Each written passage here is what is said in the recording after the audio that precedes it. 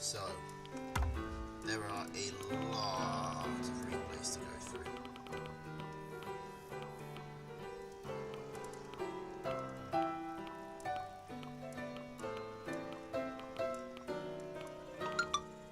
So, I guess we start up here with epicosity.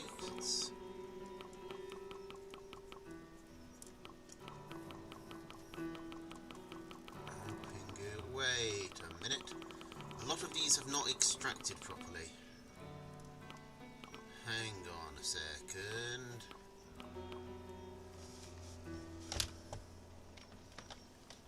What's gone wrong there?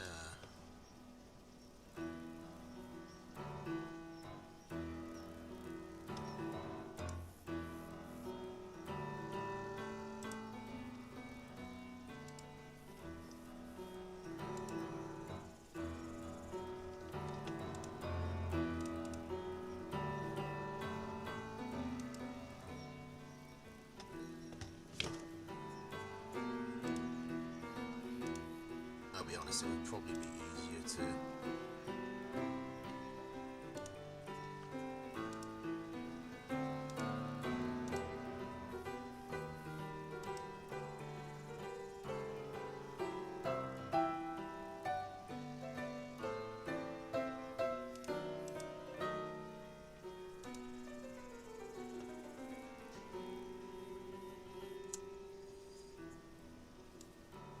let's do a bit of...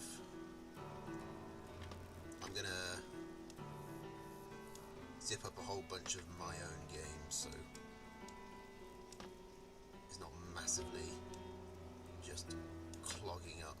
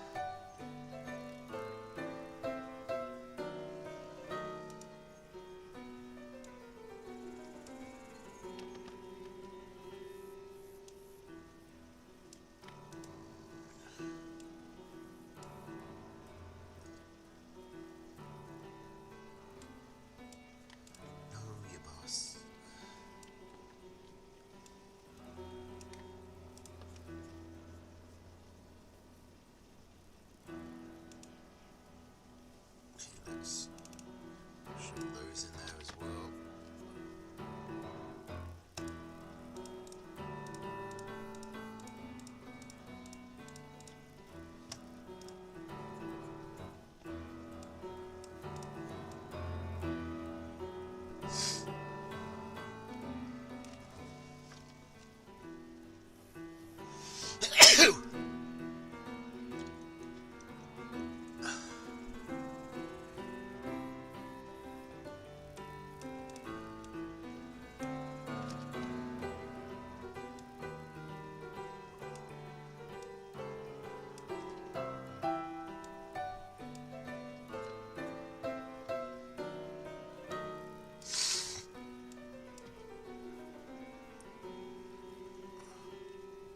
Okay, that should be a bit better. Now let's see, we've got Cheshire. Delete that. Still gotta extract.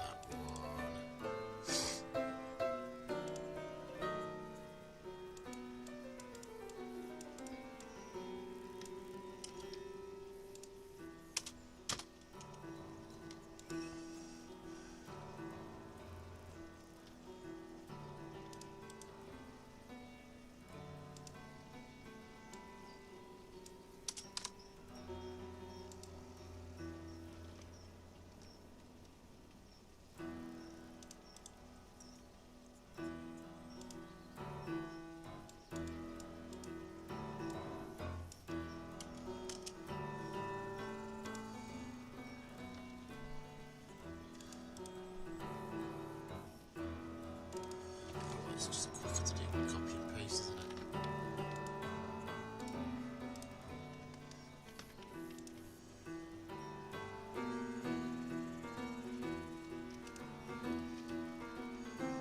Okay, I think they're all out now.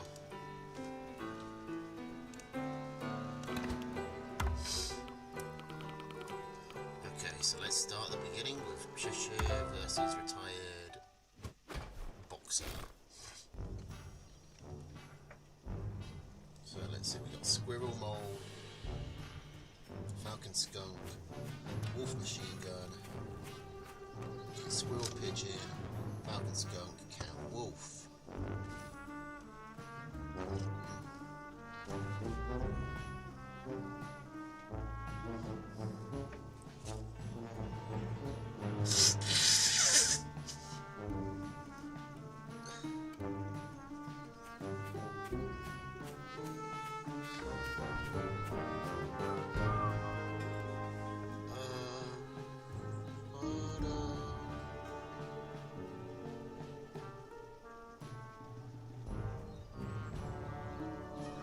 Nothing too unusual in the decks. I don't really know either of these players too well. I've heard the names before, but I can't give you a rundown on like their playstyles or anything. Map-wise, seems fair. Both players have two fairly easy mills, and the fourth for each forces them out into the middle. This one on the high ground is probably safer because it's not close enough to get any cliff harassment, and the campfires are on Boxer's side, so he's probably got the edge, but it's not by a lot. If there were lizards, you'd be worried on either player because of this little routine. But neither player has them.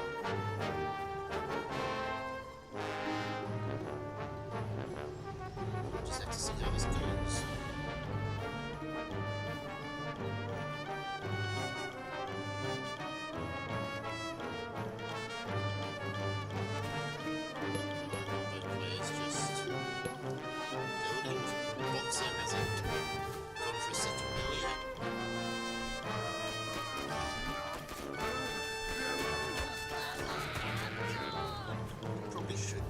Straight for Falcons.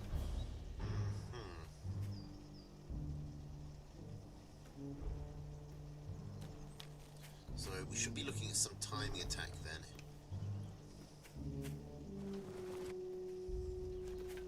It's almost getting to the point where you just all in.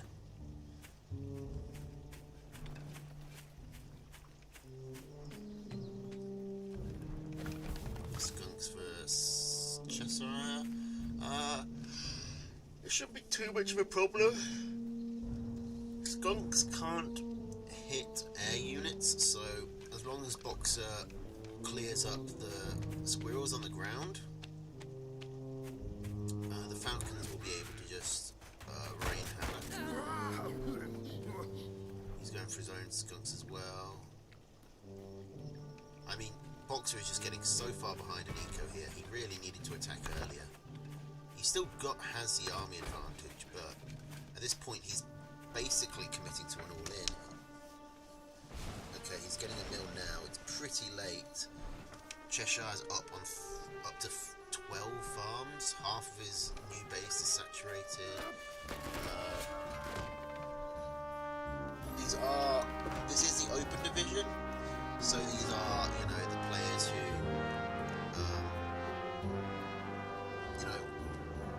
don't take the game as seriously, or aren't top 10, whatever. Wolf for Cheshire, yeah, he's on par with Army. Why wouldn't he go for a tier 3? Like, Boxer just has really missed his window to attack. Now the eco lead for Cheshire is pretty insurmountable without attacking. If he brings in his army around here, he can get onto this and take out the tier 3 one, and that's 180 food right there. That wouldn't be insignificant. And because the army's stationed over here for Cheshire, Boxer might be able to flee as well. He's not got anywhere close to scouting this tier 3.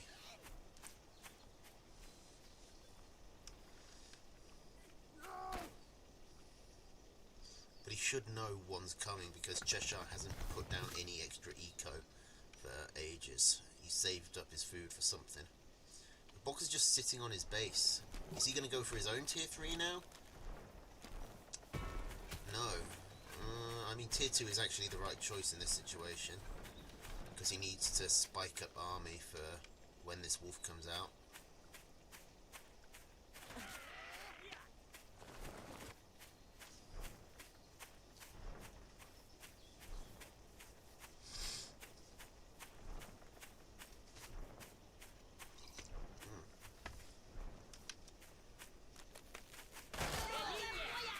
Let's double speed for a bit because this is not going to go.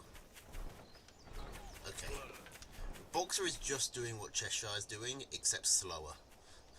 Which means Cheshire is almost certainly going to win. Boxer comes in now and sees the wolf. He sees that it's built. And while his commander's away, Cheshire is going to come in. This is just terrible timing for himself. Even if he had the army, which he does not.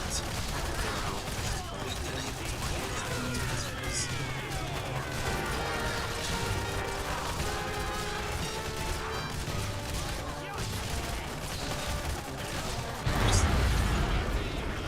There wasn't actually a lot of stuff there that could shoot up. Maybe if Boxer was probably dead, but if he'd been able to kill the falcons and the squirrels with defender's advantage, it might have been doable. Okay, game 2.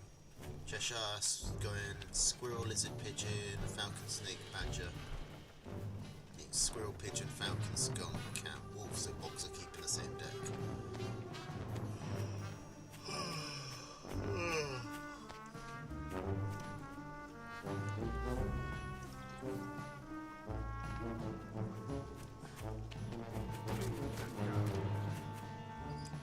I am going to run this on 2x speed because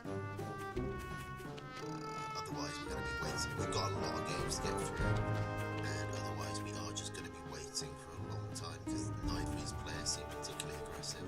Maybe with these lizards, Cheshire is indicating he wants to do something. He's going 5 farm double, and Boxer didn't ever scout it. So how much? So that's 1 farm. That's 2 farms. Oh, that's really barely worth it, honestly. Cheshire, like, what happened there? I think maybe he was just slow to put down the lizard warrens.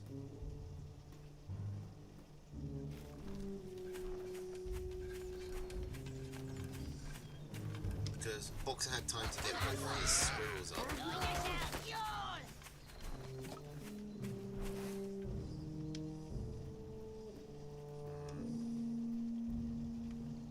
Okay, so just more tier 1. Boxer has made a rookie mistake. See that corner farm behind the mill? If you don't look at the mini-map, you see this a lot with people who are new to the game. They miss the farm that's hidden behind the mill. You can check it on your mini-map. If you look in the corner there, you can see all of those yellow squares. There's one missing in the corner, whereas these green squares are all, you know, even. And new players just tend to not look at the mini-map much. So, but this is a major error. A major blunder. Obviously, it's me down a whole 1/8 of economy for no reason. And it's unforced.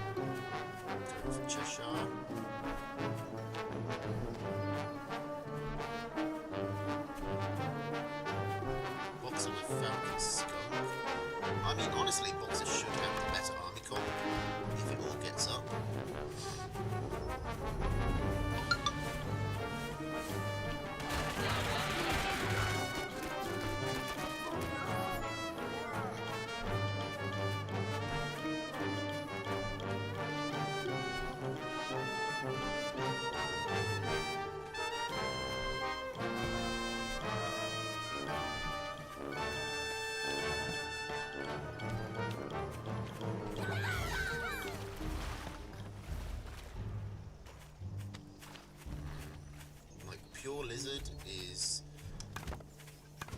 tenuous, especially if these cams come out.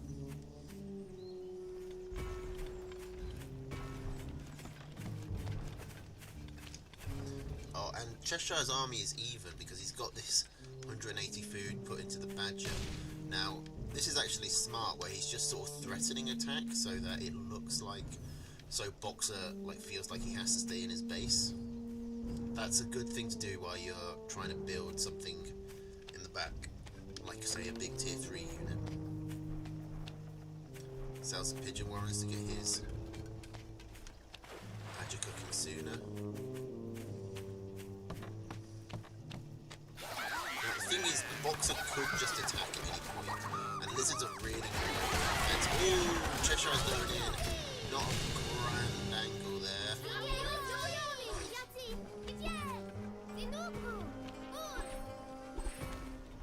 I mean, honestly, he wants to just slam down a couple more pigeon warrens to back his badger up when he goes in. I mean, squirrels aren't awful either.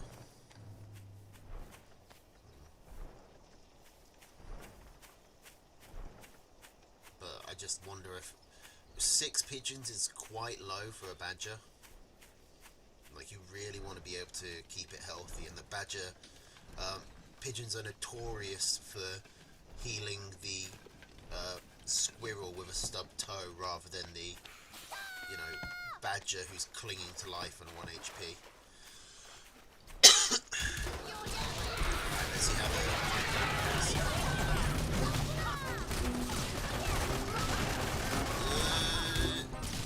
okay, pull it back. He's gonna put it in the water to double the healing. That's nice. Well, not double the healing, but the water has its own healing effect. So he's stacking up.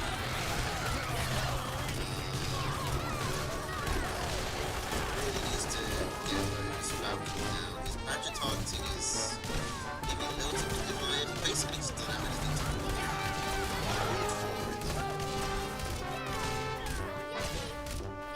He's picking off tier 2 though, and Boxer is still on only 4 farms. Cheshire has nearly double the eco. You can see how survival Boxer is. Boxer just can't afford to keep having these losses, even though he was trading fairly evenly. He just can't reinforce or resupply the same way Cheshire can, because he's just too slow to get his economy up and running. Okay, so this is, for some reason, a best of 7. So let's see if Boxer can bring it back. So we got Squirrel, Snake, Fox, Wire, Machine Gun, Artie from Cheshire against Lizard, Toad, Mole, Falcon, Snake, Wolf. These are both 2 very unusual decks, but I do like them, especially like Cheshire's. Anything that is, defensive structure heavy, relying on 1 tier 3, I love. Now, we got some mole attempt from Boxer. The machine gun, I mean, the moles can beat a machine gun, but it's just really not worth it.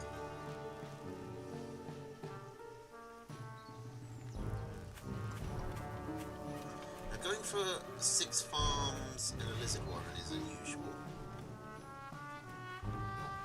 This isn't a great map to rush on because of the distance, and because you know your opponent has defensive structures. Cheshire is probably going to be able to get up something, and he's going to put a tier 1 warren down next. Oh, he's putting a machine gun down. Okay, that's a really bad idea, because that only covers this one angle. Just go this way. Oh, he sold it. Okay. Boxer could get some real damage done here. He does only have 3 lizards, which isn't a lot. He's got more on the way. Take out the machine gun. Oh. He's not focus firing. He's not targeting the right place. I don't know if did he not see that machine gun being built? It looked like he had vision of it. Because that's going to cut off all the reinforcements. If he got that, then he could have just had 6 lizards, and 6 lizards can basically just kill. You can get 4 farms for that if you focus fire, maybe more, and that basically knocks your opponent out. It makes it the lead insurmountable. So kind of a choke from Boxer there. Cheshire has been let off.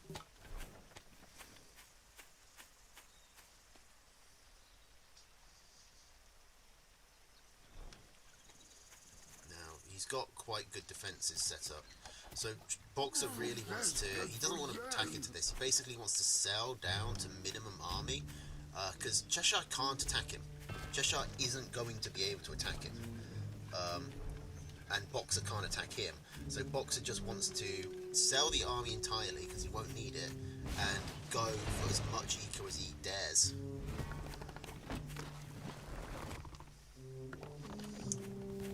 Or he could try and go straight up to a wolf and then buff his eco that way. But it's basically, you know, the rock, paper, scissors. If your opponent's ecoing, if your opponent's expanding, you attack. If your opponent's attacking, you defend. And if your opponent's defending, you expand.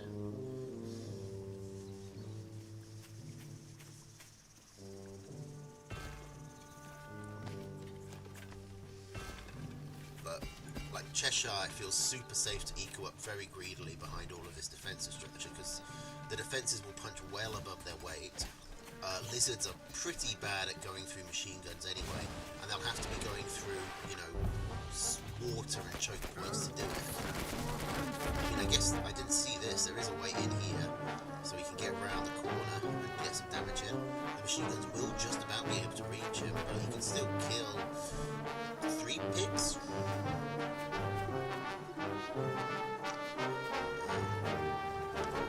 But Boxer has, in all 3 of these games, been very slow to eco.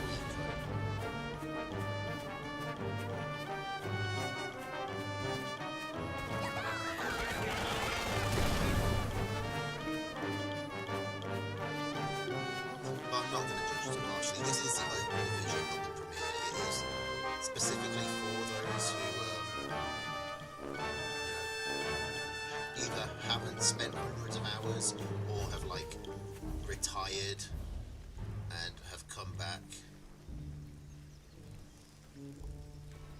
Like, I don't play this game anywhere near as much as I used to, but I've still got what 2,396.3 hours, nearly 100 straight days of Tooth and Tail, and I still play it I still play the PVCs. So I'm doing it, you know, still at least once a week.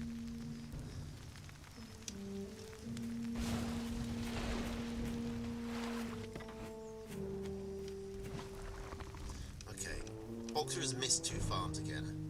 I don't know if he's keeping them for starvation or if he's just incapable of seeing behind the mill. Okay, he sees them.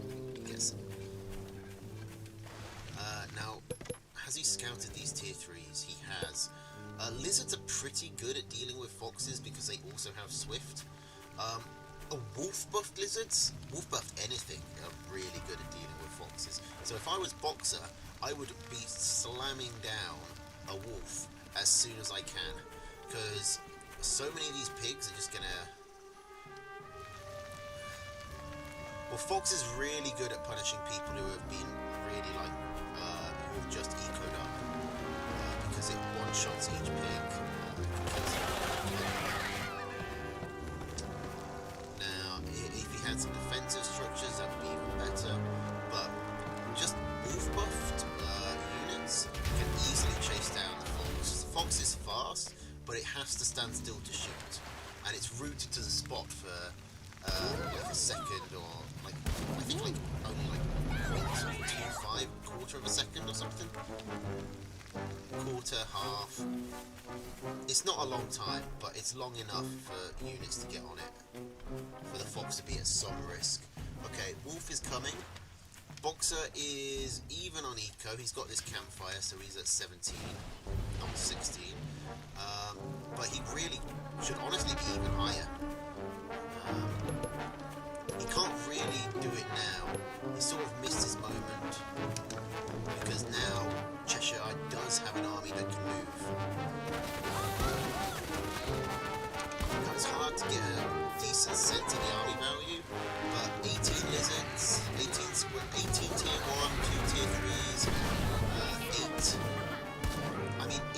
Boxer had the wolf, that would be great. But he's floating so much food. It's a medium fight, but he doesn't, so it's not. He's floating a lot of food. Even when this wolf gets paid for, it already is paid for. Like, he should just be slamming down more lizards. Because snakes and foxes, snakes especially, get run down hard by lizards. Foxes do as well. Going for mass falcon is not a good response to squirrels and foxes. Foxes eat falcons for breakfast.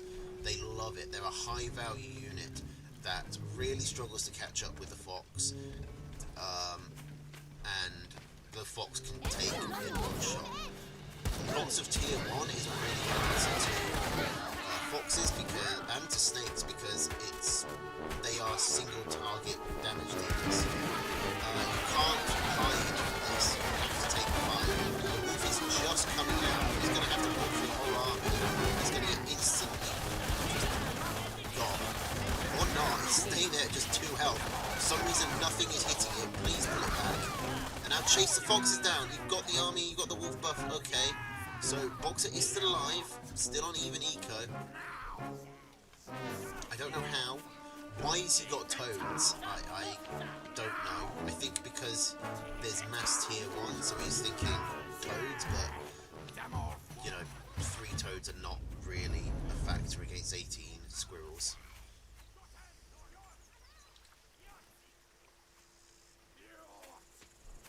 Toads are really not reliable anti-mass tier 1 in the first place. Especially not against squirrels. They destroy lizards. Okay, so Boxer needs to be getting his wolf to buff his farms or his warrens. And he needs to make sure his wolf is way protected as well.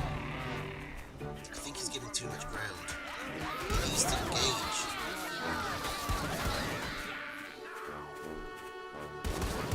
Like, this is the way Boxer's fighting and the whole standing back.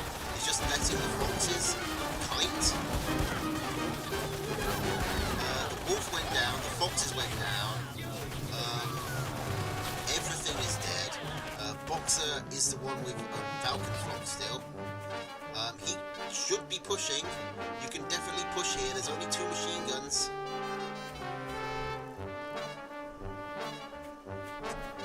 Okay. Our eco was... Boxer just lost so much. He needed to push there. That was his moment. Now Cheshire is going to be able to rebuild. Boxer is also not selling down any warrens. Okay, he just sold a toad warren. But he needs to sell more. He's got way too much tier 2. He cannot feasibly get up to 12 falcons on this economy.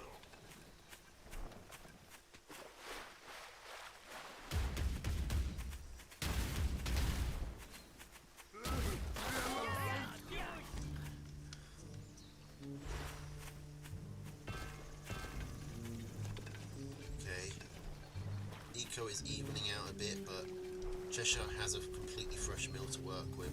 Boxer needs to take this one in the corner, which he can't do because he's still trying to fund this massive tier 2 army. He hasn't got his wolf rebuilding. He needed to sell. He's still not selling tier 2 warrants. It's so important in this game. It is a basic skill to sell warrants. Because look, he's going to get to 60 food, so he can't buy this because it's instantly spent. The game auto spends the money on units. And he's still not selling. Okay. He finally sells, but it's not enough because once again, watch his food counter get to 60. He's going to try and buy this when he gets to 60, and he's not going to be able to because it will instantly go into a falcon. There you go.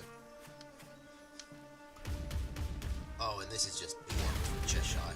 Like getting an RT this far up, this far forward. I mean, Cheshire is just a mess. There's no way back for Boxer from here.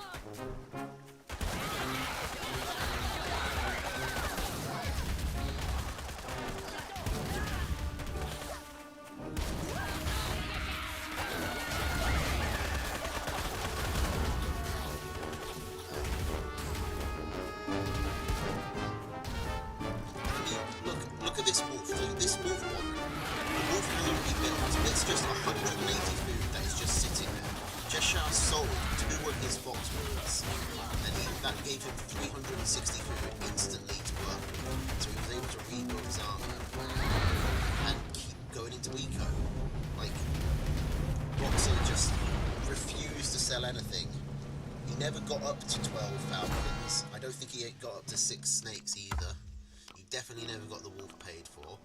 And if you aren't going to be able to fund those units, then the warrens are just wastes. Alright, so this will be the last game if Boxer can't put a point on the board. It's currently 3-0 to Cheshire in a best of 7.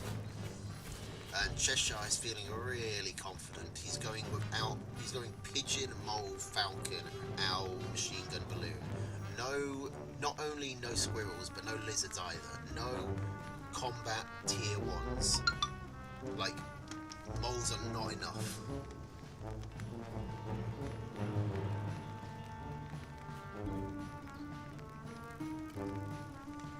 To, hold out.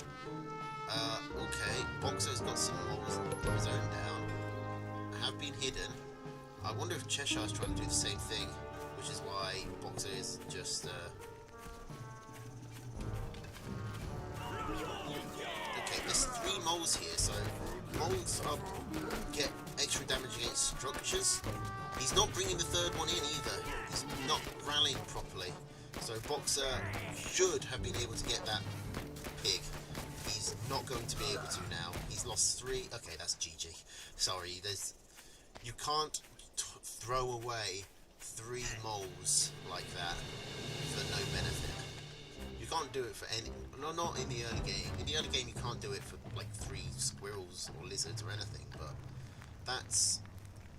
But the moles, you can't sell their warren for full value because the warren loses a bit of health each time they spawn. So that's 20, 20, 20, plus 5 for each spawn. That's 75 food he's down, all the while being behind in economy. Because he didn't put his farms down. He's going to try and come in with the lizards, but he's getting shot at by the cabin. He cannot break a machine gun with just these lizards. Not with, especially not with a pig backup. Though I would be tempted to just come around this angle and see if you can just suicide onto the tier 2 one. That would probably be worth it. That would set Cheshire back a lot. Because not only is it 120 food, but it's also just the time to get it built. But he doesn't know Cheshire doesn't have squirrels or anything.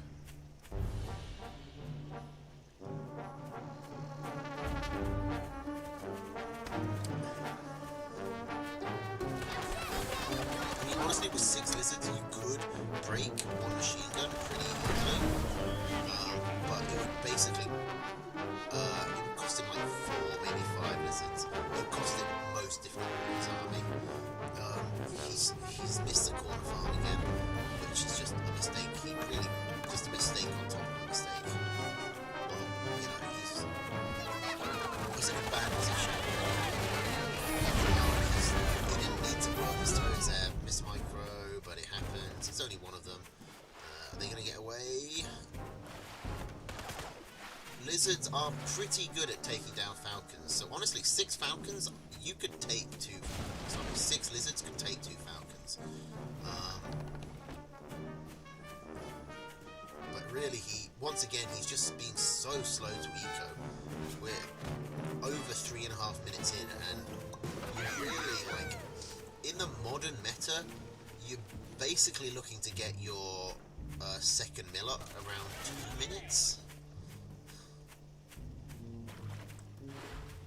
Anything after 3 is incredibly late, and he's not going to get it up until after 4. He's still building tier 2 units. At this point, you don't even want to waste the 60 food on the mill. You want to just go for an all-in, and with your 1 base. But he's kind of... I just don't know if you can even do that from this position. I I mean, he could. I mean, these machine guns are not that powerful. He could break them, but instead he's going for the mill. Like, it's just too late for the mill. He could definitely, I think, break this. These Falcons, like, the army graph says it's in Bok Cheshire's favour, but with good micro, you can gun down these Falcons very quickly. The pigeons are basically a non-issue. 6 pigeons really isn't going to be able to do much, again, to keep Falcons alive. Falcons are glass cannons.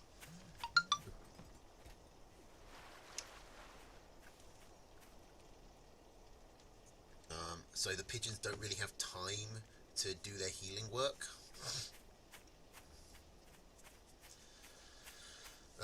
So you can hit the mill from this corner. You're basically just out of reach of the machine guns. So the Falcons have to come forward, then you can hit them. Oh, hello. How did I miss this? Okay, well, sending all the snakes down there is probably a bit risky. Yeah. Because you want to be able to watch this at home. Like, without any micro.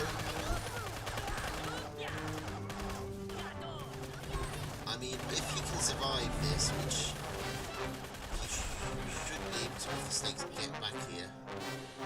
It's just, like, you really want to send lizards. If you're going across the map, you want to send the lizards, because they move quicker. So the lizards would already be back there.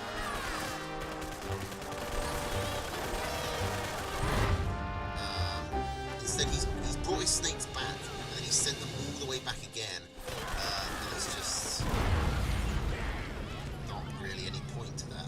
Like, as soon as the snakes got to where the fight was, he told them to turn around and go back the way they came. He also, he wasn't efficient with targeting the pigs. It takes 2 snake tags to kill a pig, so he was just letting the snakes focus each pig until it died, which meant he was getting up to like 8 tags. So you want to go, like, focus fire pig, focus fire pig, focus fire pig, focus fire pig. Just make sure you've got 2 on each, and then you can kill a lot of farms very quickly. But, you know, this is, as we said, the open division. So, let's have a look at Cold Soup versus Jason Blade. I don't know Cold Soup. I do know Jason Blade.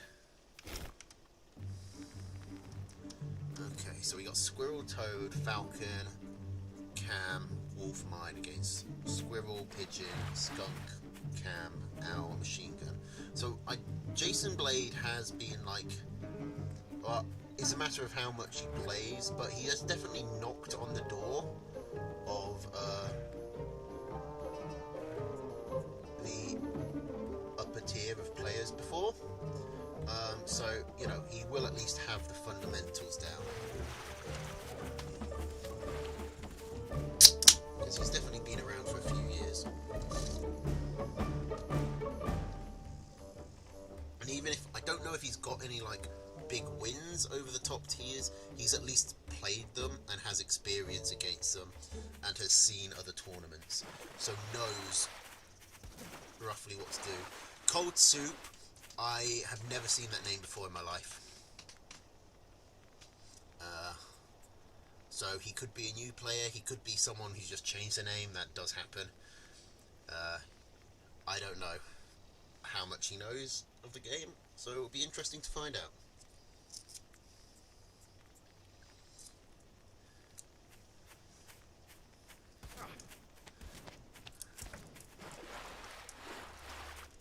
Building his warrens, his tier 1 warrens all the way in the corner like this is interesting. It's not wrong, it's just not typically what is done. Usually you put them, you know, like the old meta, the meta is flipped back and forth on whether you want them in front of your pigs to protect them, or if you want them behind your pigs to, whether you want the warrens in front of the pigs so your units can hide in them and tank if you get attacked, and your pigs can, you know, hide behind them, or if you want them behind the pigs so that your units can keep rebuilding even if you're losing eco, and then you can force the attack back.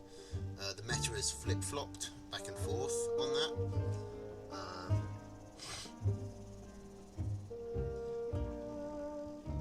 But cramming them all into the corner like this is just sort of, they're very out of the way. They are very protected. But normally you would say that for like tier 3s or tier 2s, you know, the much more valuable warrens, rather than just the tier 1s. But I'll be honest, I'm probably overanalyzing it.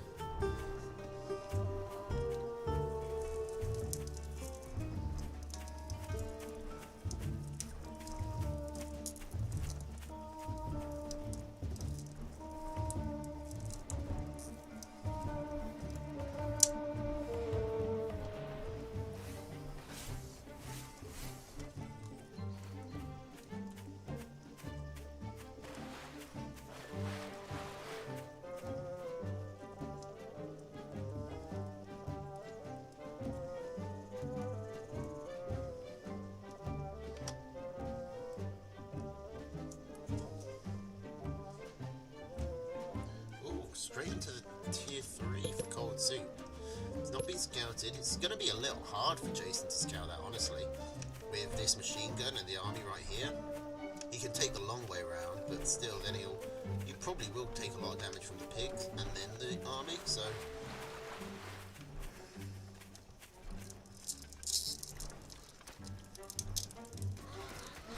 Cold Soup moved his army the wrong way to prevent the scouting there. If he just moved his army was on this corner, if he just moved them back here, Jason would have been taking damage from the pigs as soon as he got onto that slope. And 8 damage a second is not nothing, even for the commander. And then as soon as he gets to about, like, in line with the mill, all the squirrels will be shooting at him. You don't want to be, like... When you're trying to attack a commander, you don't want to be, you know, attacking the commander directly, because the units can't keep up. You want to be, and they can't shoot while moving. You want to, like, anticipate where the commander's going to go and move there instead. But the owl gets sold. I don't know if he needed to sell the owl. I mean, this is a pretty well defendable position. There could be some chance for cliff harassment with these falcons over here.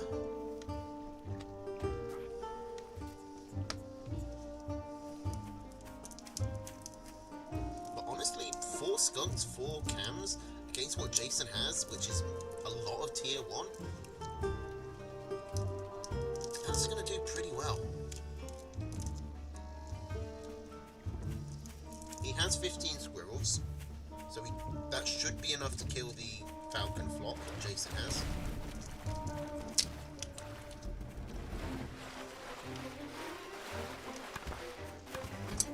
Cold Soup is thinking about moving in.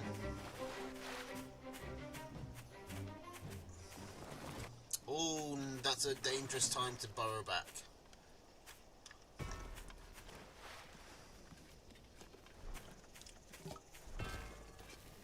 And he's blocked off this place. With both of these machine guns here, he's blocked off his own unit's retreat path. That's probably hurting him more than Jason at the moment. Okay, Owl back down.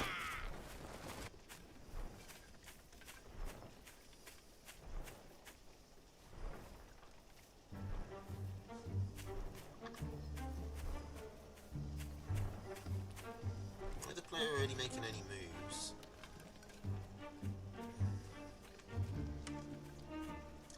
If I was Jason here, what would I be doing? Either equaling up a lot, or getting my own wolf. And probably trying to use my falcons to hit these farms. Like, counterintuitively, attacking up a cliff actually is advantageous in this game, because it's easier, because the units on top of the cliff can't get a decent concave they have to just stand in a line, which means they can't focus fire properly, especially if you have falcons, which Jason does. Now, this is not a great attack because he has brilliant shield fire. He has killed most of the stuff that can shoot up. He's killed all of the stuff that can shoot up because these falcons can just run fire. Cold Soup really needs to be focusing down those falcons. He's taken significant eco losses, but he has survived. His owl is nearly up. He needs to sell some warrens. I mean, although actually pressing the advantage here is a good idea. He's got the army advantage. There are forward warrens here.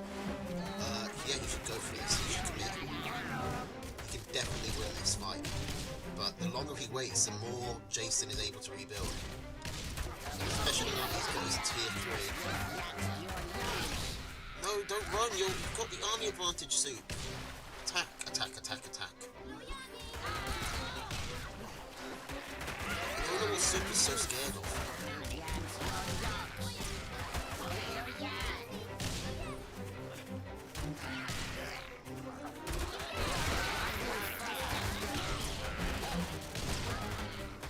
But part of it is that he's not micro units individually, he's only using rally all.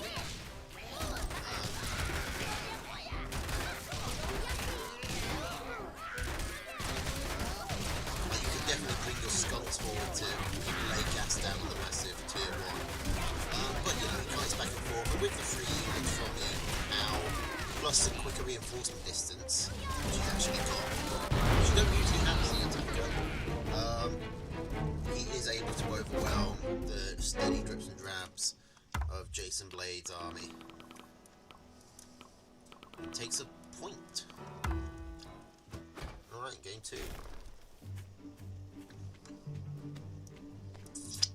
No changes in army for either player, I don't think.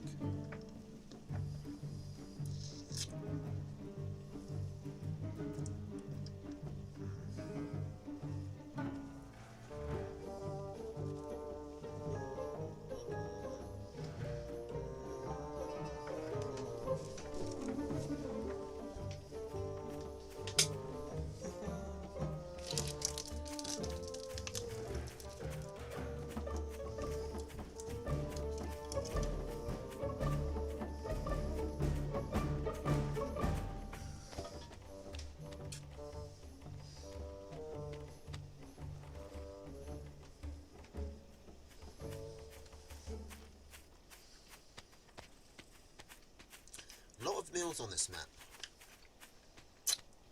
Definitely, I think Jason favoured. This is the closest mill for Cold Soup, and it's not particularly defensible. It's not terrible.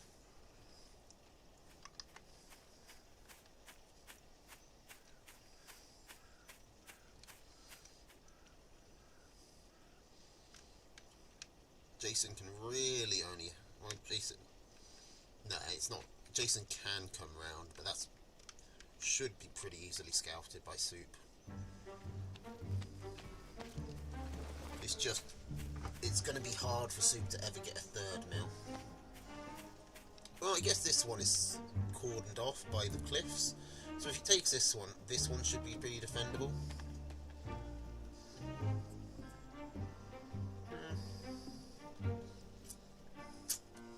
But having all 4 this square of mills closer to Jason, I just think it's... Plus Cold Soups is right underneath the high ground. I think it's definitely a Jason favoured map.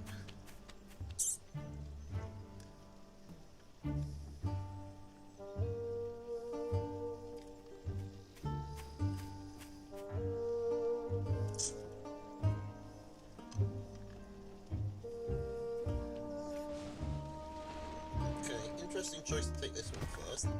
Not a bad choice. It is kind of better defended. Plus, Jason might not scout it.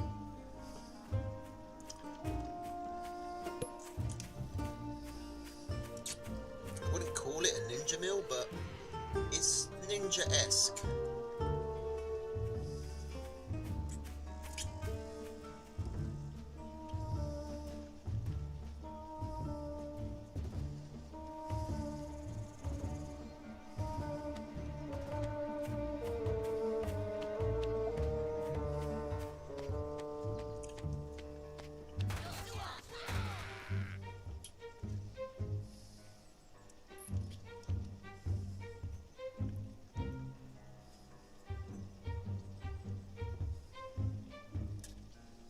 Right,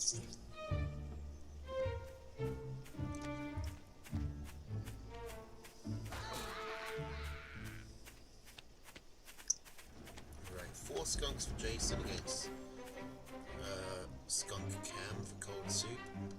Skunk Cam is usually a better split.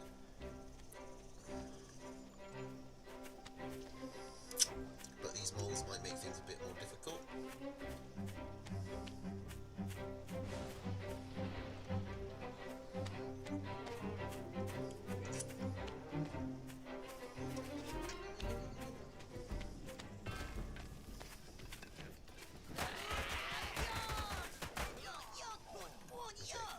Cold Soup. Is he coming up patiently? If I was him, I would be really greedy with this mill, because Jason isn't scouting it.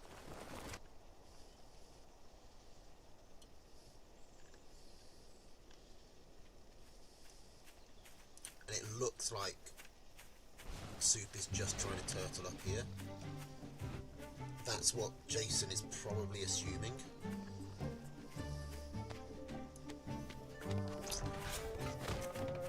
Interesting choice by Jason to take this mill when he's already got this one. He's doing this for territory? He doesn't have defences, so I don't know why he needs it though. I guess it would make his units heal. Okay. So Cold Soup is definitely way ahead on Eco now because we've hit the fallow point. He has the owl. Jason just has not scouted this mill.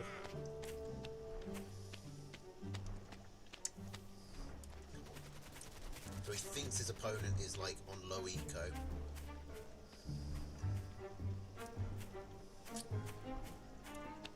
I don't know why Jason isn't putting down any farms.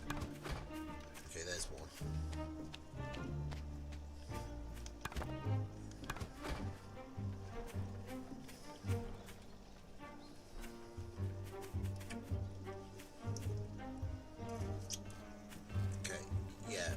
Soup, you don't want to do that. Soup, these machine guns are basically irrelevant. Like, Jason just needs to come slightly, like, move 2 feet to the left and these can't hit anything. And they're blocking your owl. Okay.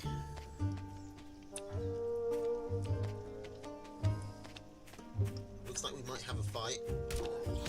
Jason, Soup doesn't want to fight, he wants to wait for his owl. Why has he got a machine gun here? Like, you don't need to guard the owl. Like, you should be doing that. It's well within your base, okay? I like the counter being coming in inside, that's good. Right onto the skunks.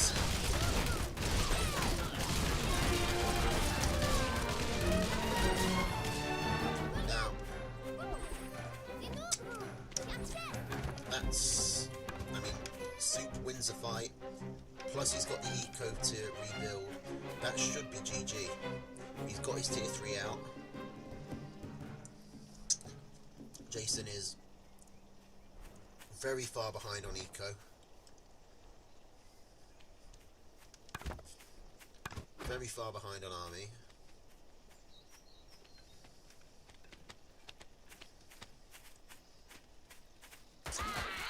It's basically a matter of clicking rally all on Jason's base at this point.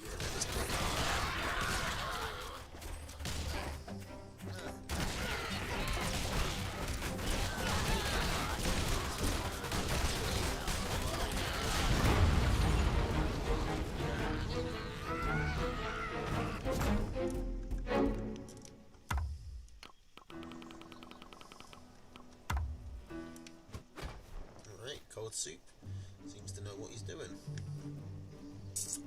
Okay, he's dropped the owl for the badger and dropped the cams for the falcons. This is squirrel, pigeon, mole, falcon, skunk, badger. It's a very standard deck. It's what we call the Guy deck. After this guy. But also because, like Guy is a generic term. That is a very generic deck.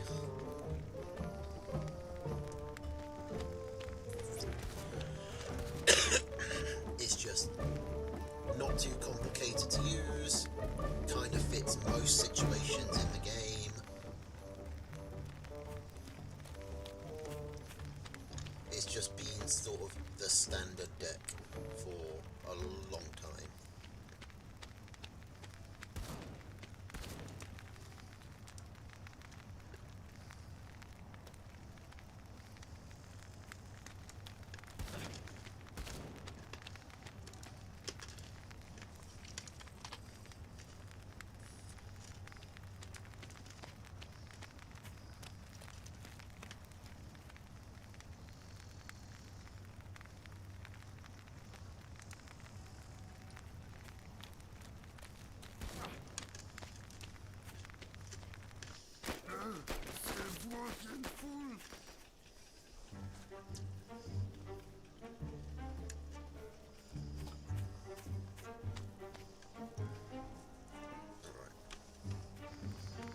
just realised I've been streaming for an hour, and we're not even halfway through the second set of games.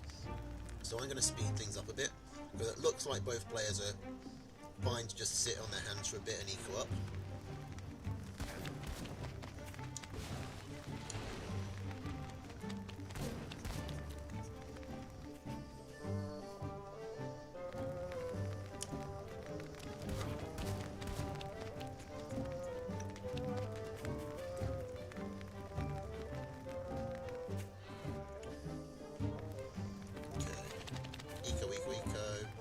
Squirrel's tier 2, Squirrel Skunk. Oh, okay, Jason has put down a wolf. Does this get scouted? It does. So what's Soup's answer going to be? He's got the Badger.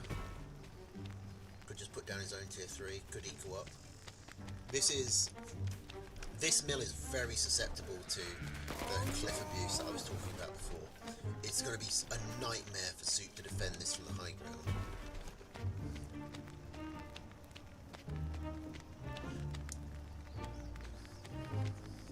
Okay, the wolf is already building.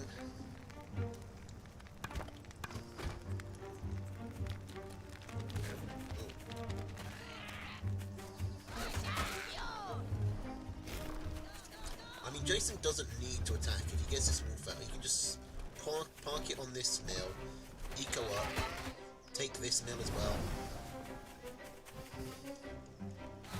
30 squirrels from Soup. I mean, there's 2 skunks, 2 cams, and 18 squirrels himself, so that's 2 skunks, 2 chameleons to deal with, you know, the difference. So 12 squirrels, that's an easy job, even without the wolf buff. I do not think Mass Squirrel was the way to go here. Honestly, Cold Soup probably should have tried to get a Badger out. He had the time. Let's see, maybe I'm underestimating how much 30 squirrels can do.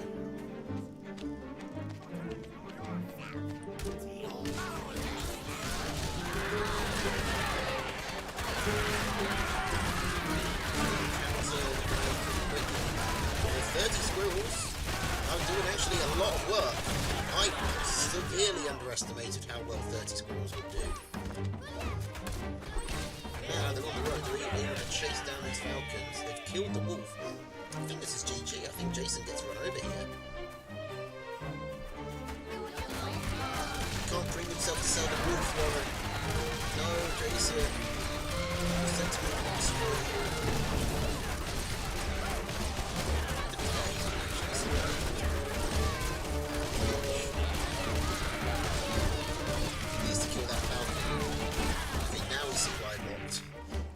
Squirrels. He's lost too many squirrel horns. He doesn't have enough to actually kill that falcon. I mean, the falcon has to retreat because the pigs can shoot it, but you know, he goes back, heals up, gets a fresh wave of squirrels, and Super's definitely playing this game. Yeah.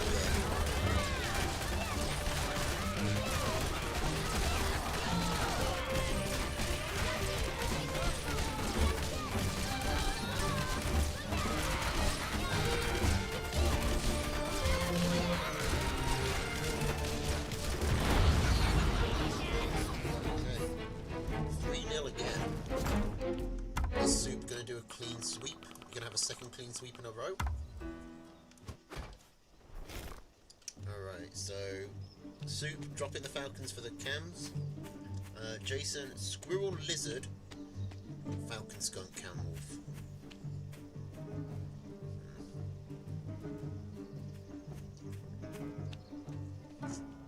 I mean, the lizards are maybe there to deal with the falcons, but Soup doesn't have the falcons anymore.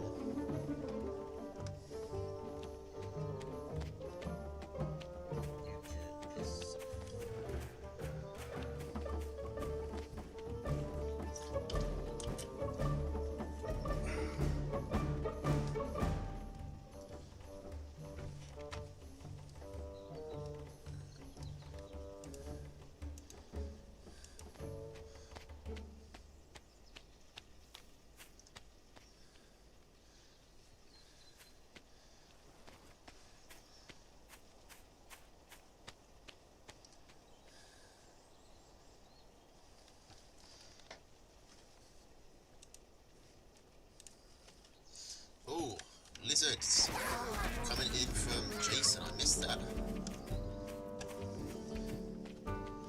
He's too busy dealing with chat. Okay, so 2 lizards for 1 farm. Decent trade. Cold Soup has his squirrels out, so I don't think Jason will be getting another. In fact, Soup might want to consider attacking Jason. He's got 6 squirrels. That beats the stuffing out of 3 lizards. And the road makes it quite a quick trip. Jason is trying to get some squirrels up. Oh, Jason isn't even going to be there. He misses. Soup sneaks past the army. Those lizards are dead. How much farm damage gets done here? That's 1. We should get at least 2 here. Go for the 3rd. Now you can pick off these squirrels as they come up.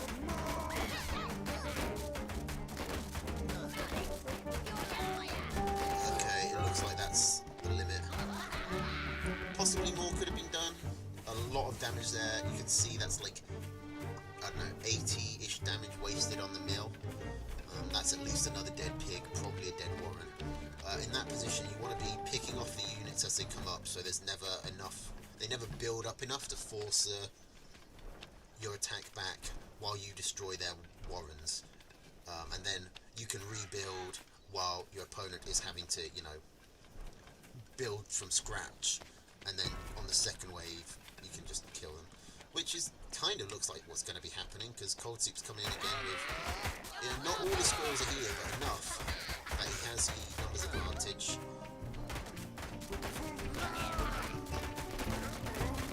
Let's have another dead farm. Pick off the one. No, you need to. Alright, a clean sweep for Soup. I kind of want some soup now.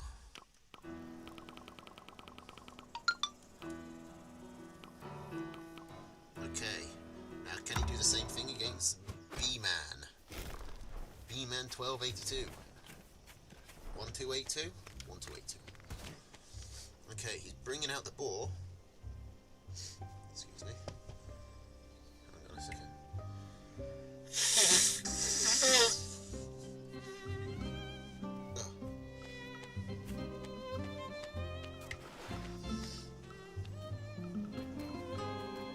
Squirrel, pigeon, mole, skunk, boar, mine. If Soup replaced that mine with falcon, that is the bog standard guy deck. Like if you weren't here in when was it? Was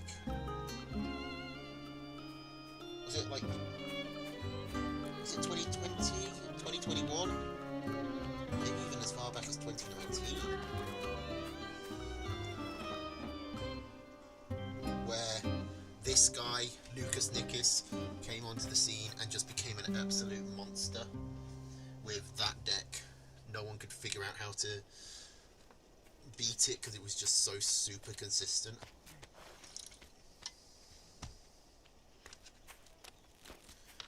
Oh, absolute nightmare. And for me especially, because I played that guy.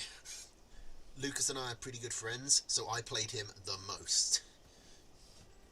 More than anyone. That deck lives rent-free in my mind. It has traumatized me beyond belief.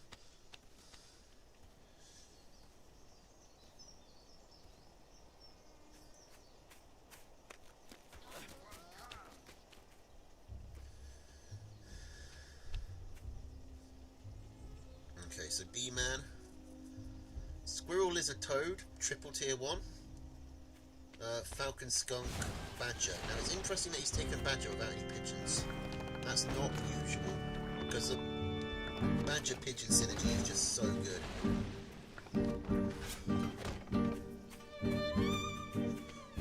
But there have been decks before who have run Badger without pigeons. You can definitely, like, the pigeons don't increase the rate of fire for the Badger or anything, they can do more damage. It's just that the Badger needs to be staying in the front line, it needs time to rev up, and the pigeons help it do that. And it means that the Badger doesn't have to retreat and lose its momentum, it can keep going and like heal back after it's killed the army while marching forward and really snowball out of control. But Pigeon Dispatcher has definitely worked before. I've seen it, I've done it.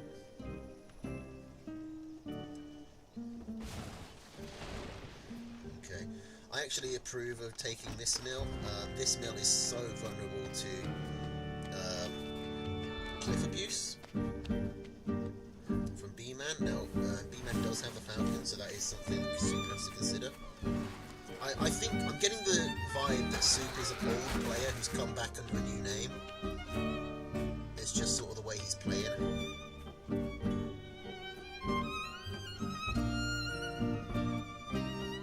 Like his thought process seems to be a bit more advanced.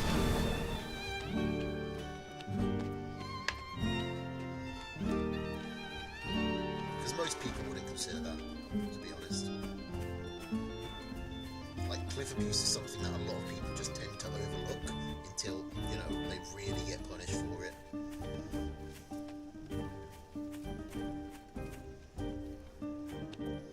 It's certainly something I overlook a lot. Okay, so with both of these moles down, I wonder if Soup is building up for an attack. I'd be interested to see how this tier 1... You don't usually see squirrels, lizards and toads, so... But it's got potential. I mean, there was a guy named Solomon who used to work with, who used to go squirrel, lizard, toad, mole, and he would just have all the units attacking from different sides. Now, this is not what you would do. You don't want the lizard to release anything on you like that. And that means that his lizards fight without support, and then his toads and squirrels are all marching into the pre-laid skunk gas. So that's a bad attack by B-Man. And now Soup should be able to put under pressure here.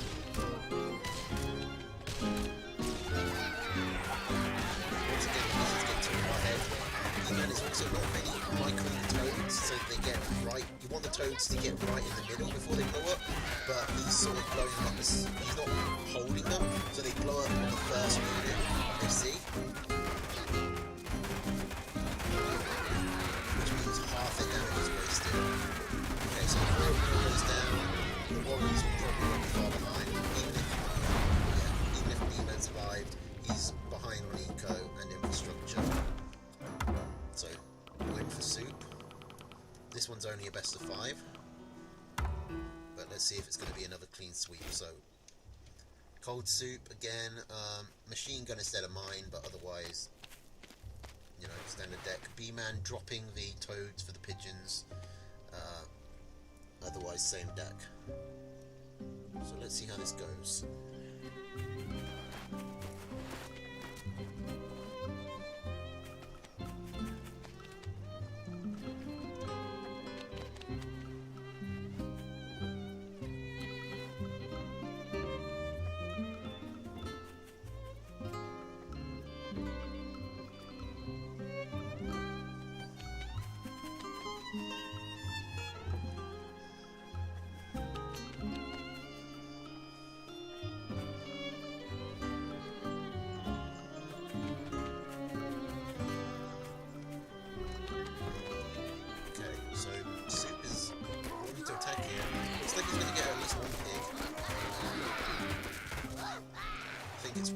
To retreat there. He could have forced the issue, but B-Man had defender's advantage. Probably wouldn't have worked out. Just, you know, quit while you're ahead. Don't overextend.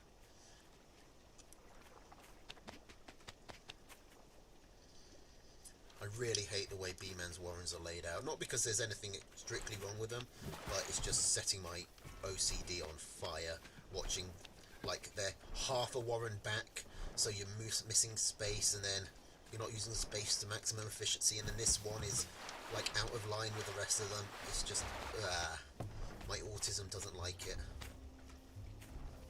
Okay, so B-Man, if he comes in at the side here, he should get a big win, because it's the Soup's units are in a very narrow space and they're fighting for tiles to stand on. And yep, that's what happens.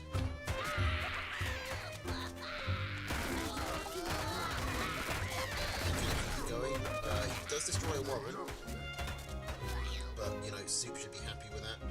Fine with that. You know, lose a Warren to keep your army alive. Worthy sacrifice. No eco damage, so easily replaced. Now, Squizzard, the squirrel lizard, you know, the portmanteau, fully comp, that tends to beat Raw Squirrel.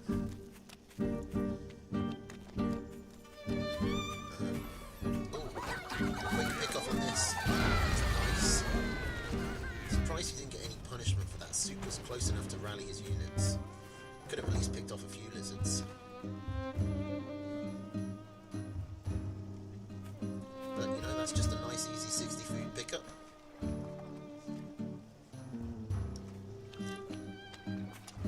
Like lizards, it's hard to go lizard only, lizard as your only tier 1, because they can't really form like a consistent army and hold a line like squirrels can, and they can't push into tough positions like squirrels can either.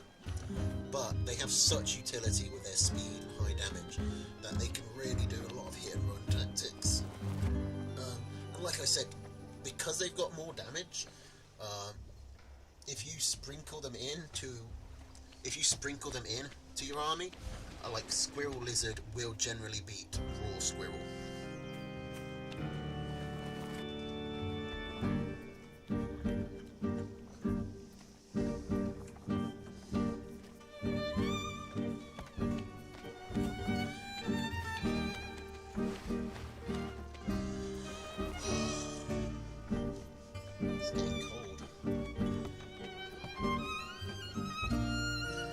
Excuse me a second, I need to go close my window, it's getting quite chilly.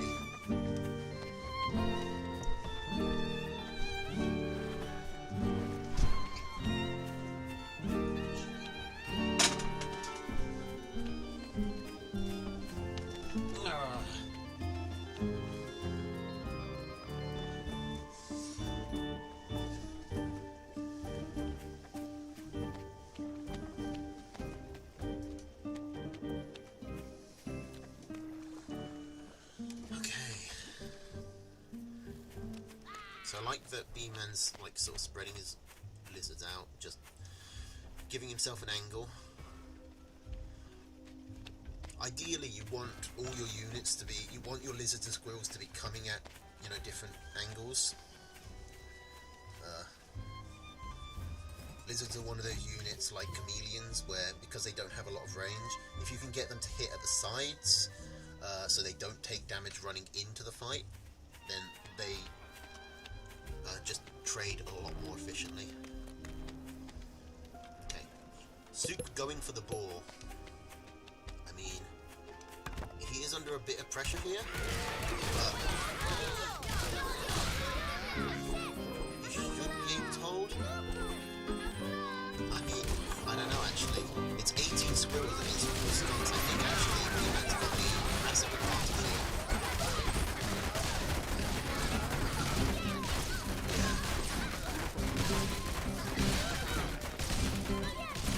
Like, these machine guns are doing nothing. The age-old strategy of walk around the defense. Like, if those machine guns were... I understand having one to block that off, but if one of those machine guns was over here instead, that fight would have gone a lot differently.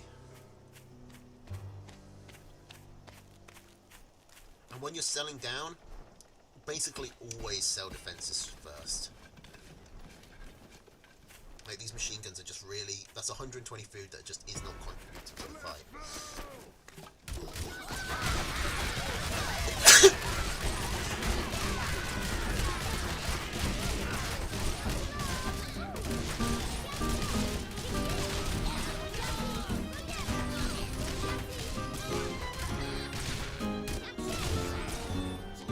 The real problem with Soup is just he's got only tier 1. He's got to handle all the skunks. He has managed to catch them out without any support. B-Man really needs to retreat. Losing all of these skunks is a big loss for him. No! Oh, why is Soup letting those live? B-Man needs to burrow back to sell stuff, which means he can't micro these armies. You attack. Ah. Soup is letting B-Man off there in a big way. Finally sells some machine guns. He probably needs to stick down some economy. At some point that third farm was lost.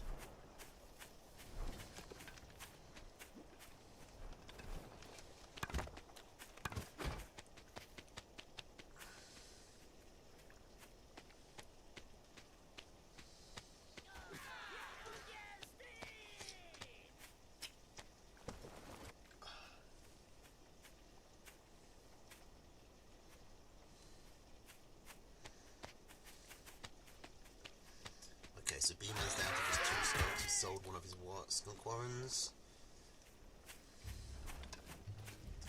B-Man is definitely ahead because he had the eco lead. Soup is having to catch up, but it's not insurmountable. Soup needs one good fight.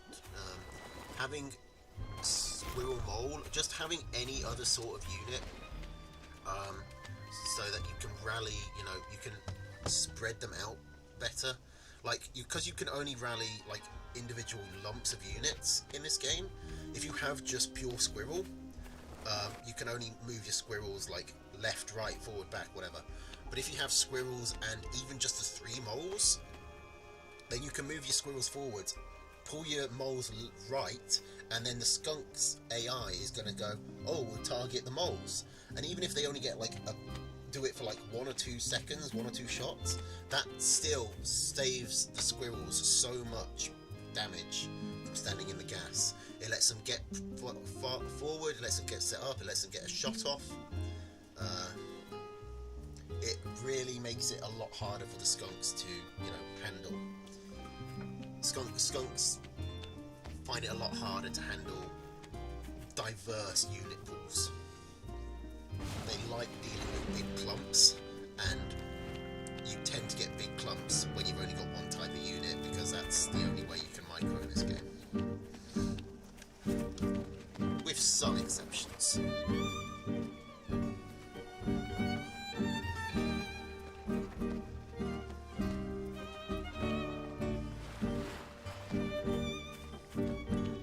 Lucas, I've mentioned him a lot today.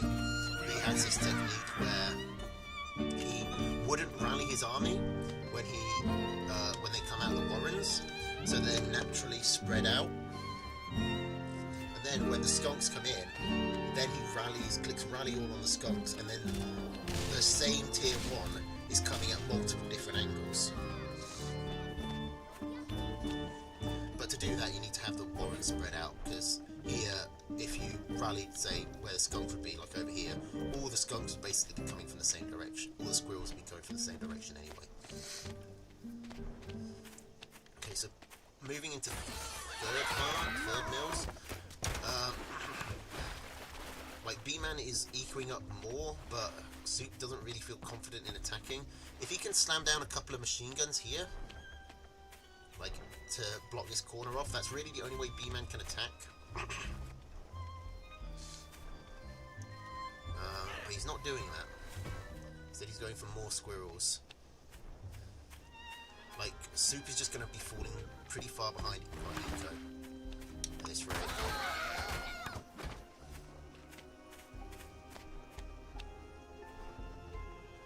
He sold his moles, so he's down to just squirrels. Okay, but the lizard... Okay, only one lizard dies there.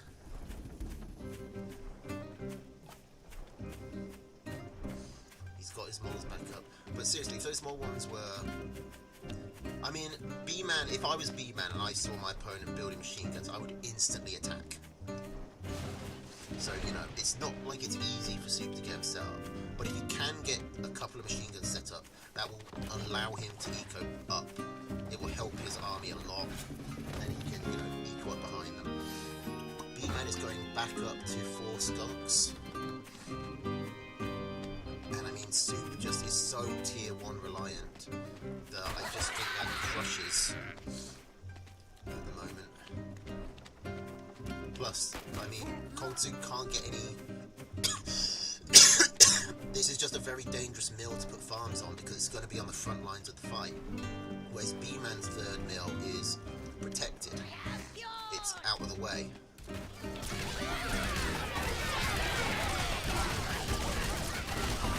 And see, this is what I'm talking about. The squirrels coming in from the flanks because they didn't have rally. See how much that's helped? Now, Soup can move forward. He really wants to be focusing the skunks, not the mill. And now that the squirrels had to clump up, the skunks easily deal with them. Cold Soup really needs to be chasing while the skunks are retreating. Now, it is still a win. Well, actually, it's astonishing.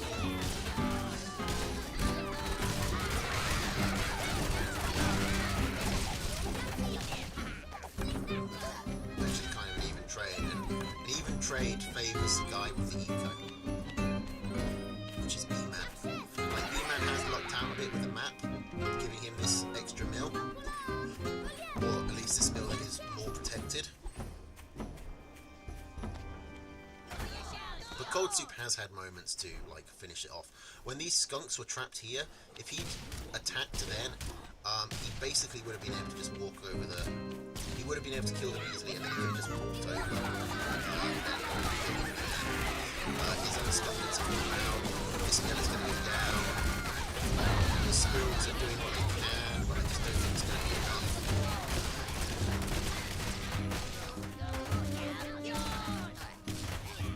And Soup basically really needs to attack now. It's so hard for him to attack into 4 skunks. Like, you can't handle 4 skunks with just squirrels. Like, it's trading so badly. So it's GG. So we're going to go 1-1.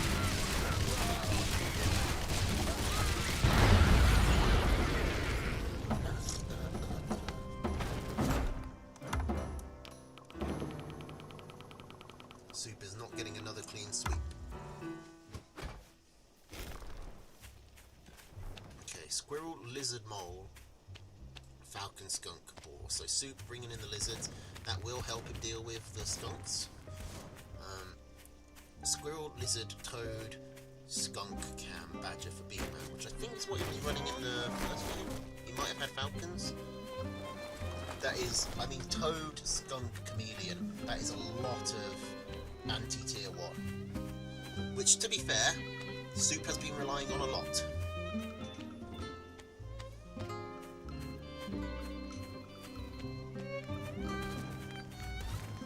So let's see how this works. Weird map with all these 3 campfires. So Soup has this mill that is very exposed to cliff abuse, but B-Man doesn't have any flying units, so that shouldn't be a factor, although Soup doesn't actually know that. Maybe he will spot it when he sees B-Man's army. Otherwise he has to come out here, which is a long way from his main, but it's not actually too exposed. Like, B-Man really only has one direction. I mean, he has one wide opening to come through. So, is it one direction? Kind of. Not really. I mean, he can't come through here, but he can get up on the... go around this mill and then come out from this angle, or just go straight in. So, you know, there are... You'd be surprised how much you can do with just a few angles. B-Man has 2 very tightly packed mills. But after that, it's quite hard for him to get anything else. Whereas if Soup holds here, he should be able to at least get this one, probably this one, and maybe even this one. Like, this is much more exposed with the line here, but if, say, Soup is holding around this cabin, then, yeah, B-Man coming in across here should be, well, easily spotted. Like, realistically, B-Man has to come through across this hill to attack Soup.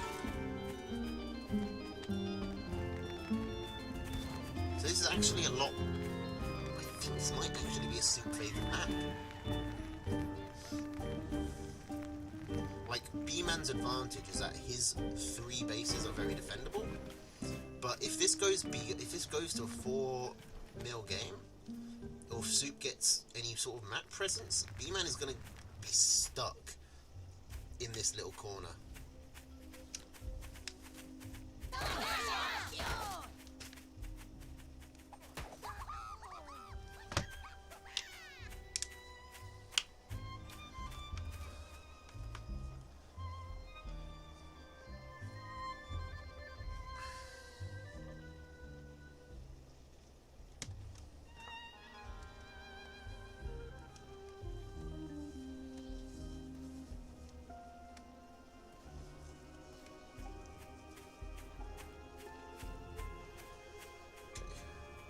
So neither player has really wanted to move out.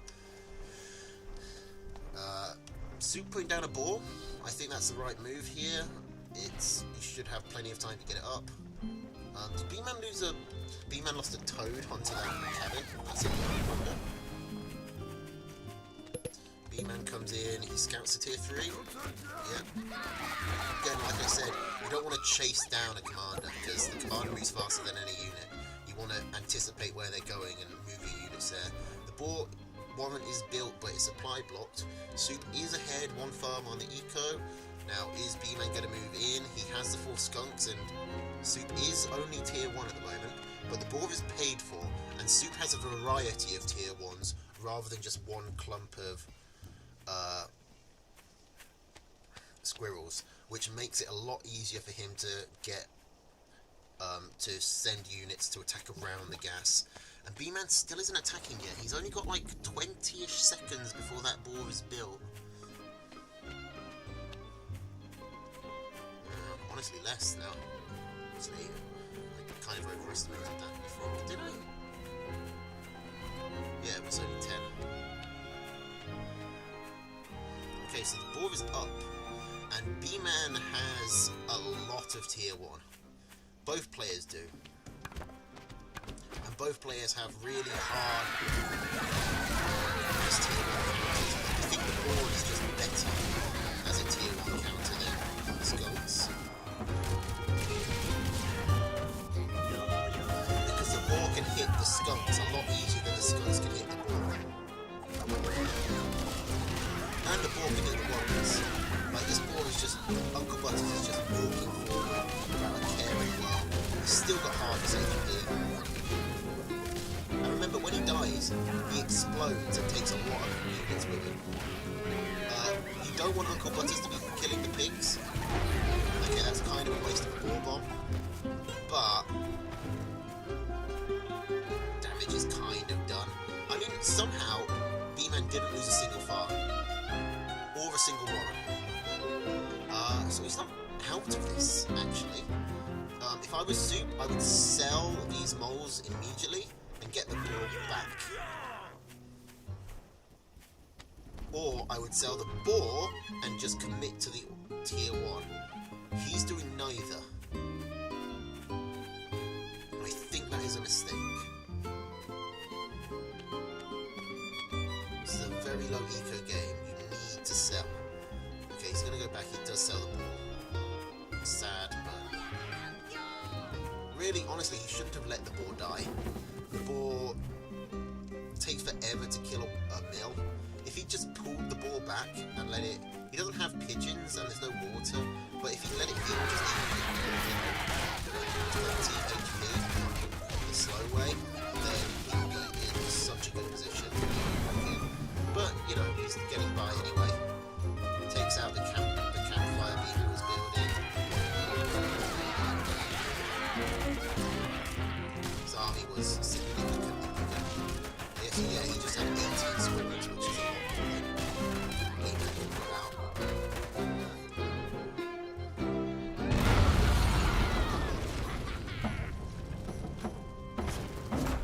Right, 2-1 for Soup.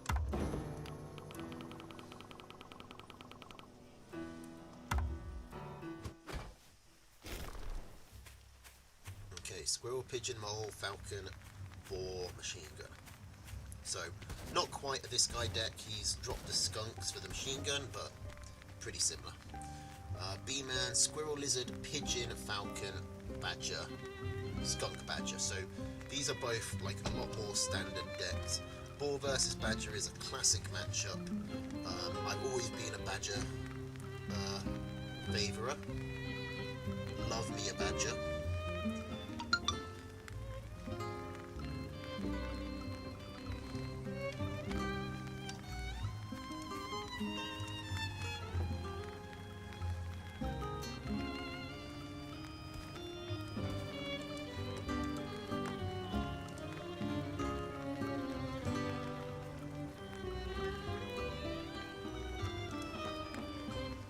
Okay, so no early game. Oh no, some early game shenanigans. Super 6 farm Squirrel. That is. I mean, is he gonna get away with this? B-Man hasn't scouted it, but like Soup needs to get past this cabin and then past this cabin to attack. He's only moving at squirrel speed. Unfortunately, B-Man has built lizards instead of squirrels, which aren't really great on the defense, but at the same time, because he's got the extra eco, he's going to have time to get 9 of them, which should more than make up for it. So, I think maybe Soup was worried about being rushed? Either way, it looks like he's not, like, forcing the issue.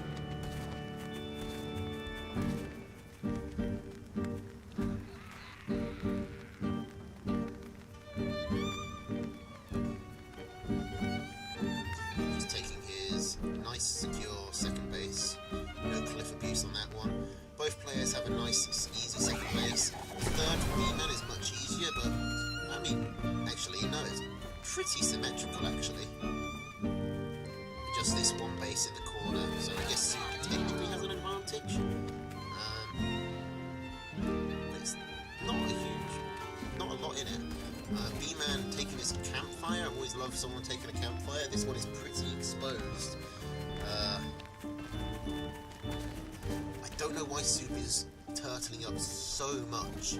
Like 3 turrets is a lot. You're even on army. You're not behind. You don't need. Like, I don't know why he's so panicked. But if I was setting up, I mean that's a full boar warren worth of defenses.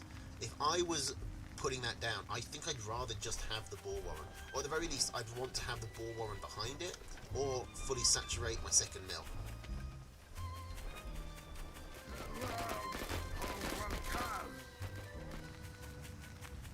And speak of that, actually it's B-Man who goes for the tier 3 first with this Badger, which Soup has not scouted at all. Now, Mass Squirrel and Falcon is actually a pretty fair answer to the Badger. Like, Soup is playing as if he knows the Badger is coming, like with the machine guns, the squirrels, the squirrel ball, the falcon flock. Like, they're all units that can do put out a lot of DPS quickly, which is what you want to do with the Badger. You want to burst it down before it has time to rev up.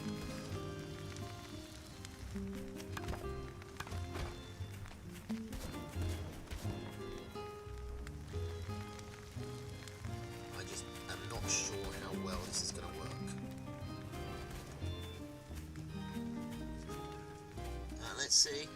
Badger is also very heavily affected by micro, so let's see how like. Soup probably doesn't want to come out of his turret's range. The cabin is helping him out a bit, putting a few pot shots onto the reinforcements.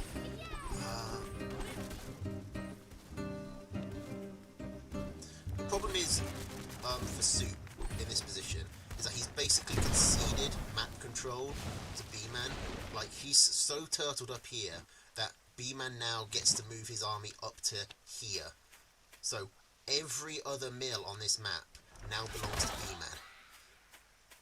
Now, that's fine if you have a sort of deck where you can, build a super weapon. Like multiple tier 3s or just a ton of owls. But Soup doesn't really have that in his deck. He can build, you know.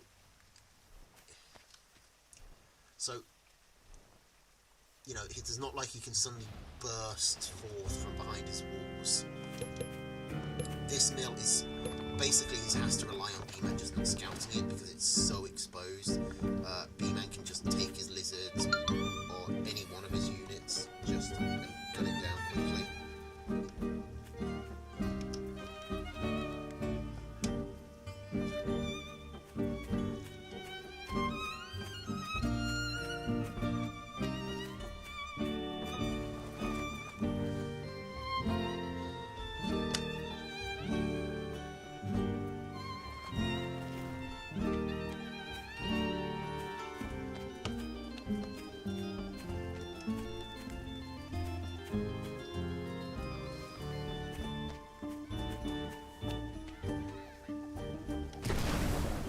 Same thing with that campfire, it's just too far forward. I thought Soup was saving up for the boar.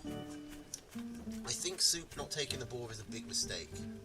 Like, boar, I mean, I guess B-Man isn't that reliant on tier 1. It's mainly falcons that he can't hit, and the badger, which can easily move out of the way of the boar's flames. But the boar just having that big tank of health does help in these Falcons v Falcon matchups a lot.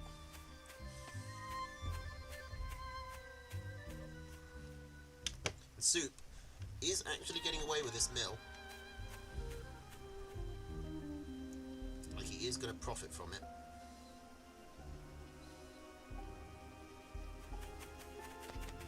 B-Man really should be scouting a lot more. He's going for a second badger.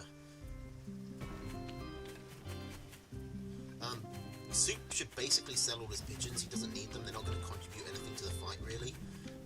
He should just really go for, like, just as many falcons as he can get here.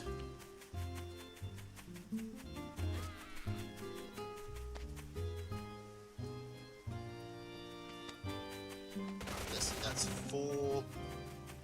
So that's 60, 60, 60, 240, 480 food worth of pigeons.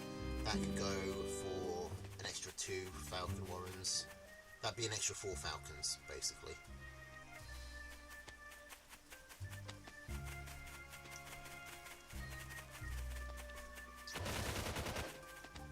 Okay, B-Man.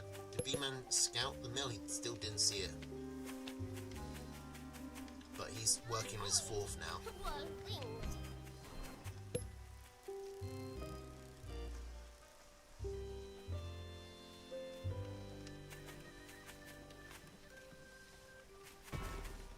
There's the boar.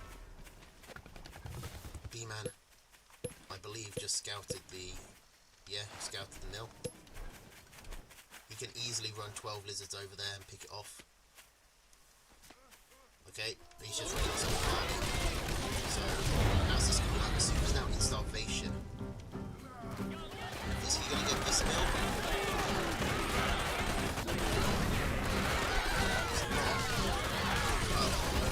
Before the badges come in. But it's just not enough.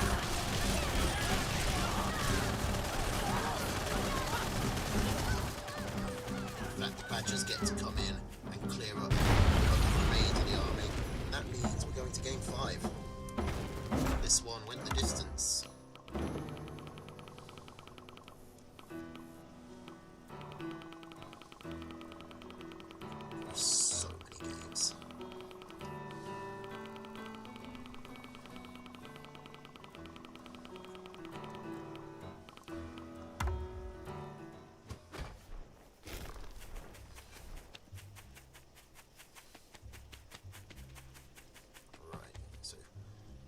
Classic guy from Soup, and B-Man with his squirrel, lizard, pigeon, falcon, skunk, badger, so same deck as last time for him. And Soup is really being screwed by the map jet. Oh no, not quite actually. Like, these mills, oh no, there is a way up here. Yeah, this is not a great map for Soup. This is, I mean, technically this is kind of sealed off, There is a one-tile path there. You can B-Man get in without having to go all the way around. And both of these are, again, very exposed to cliff abuse. Oh, but never mind, because Cold Soup is going all in on the mole shenanigans. Now, is he going to get this to work? He's going for 9. I think he could just rush the mill, but he has to wait for B-Man to move his army out, because moles don't do well against units. They do great against structures.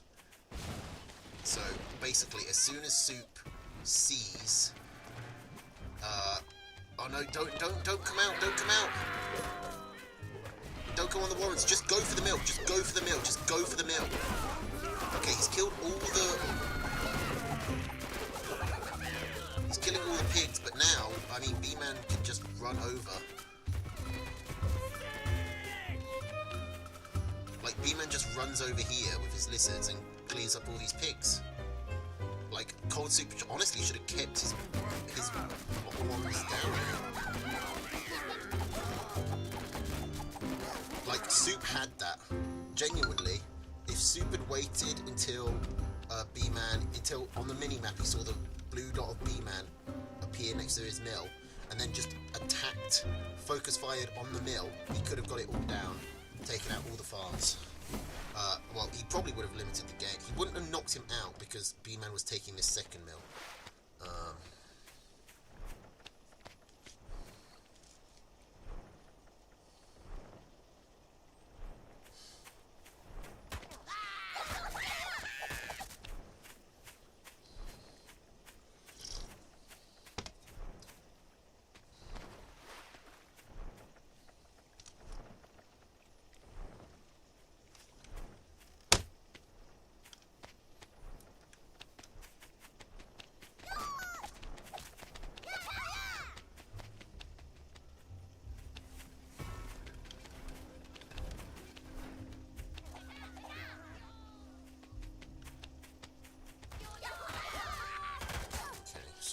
Soup is behind on Eco.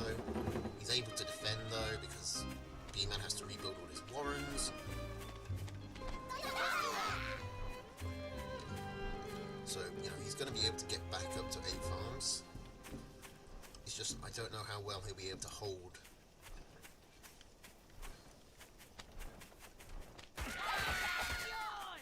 And he is still behind on economy.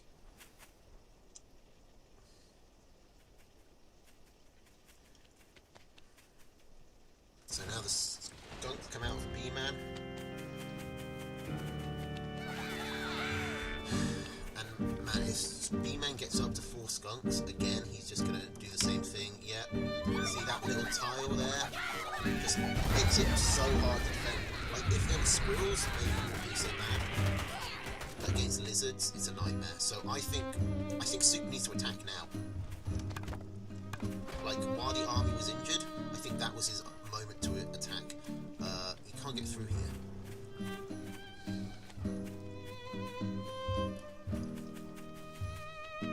Like, before the skunks come up, while the lizards were injured and everything, they're all clumped up together, that would have been his moment. Like, obviously I have omniscience here, so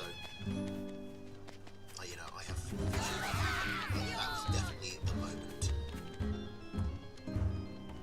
Now, I do like that he's trying to find an angle, but there just isn't one.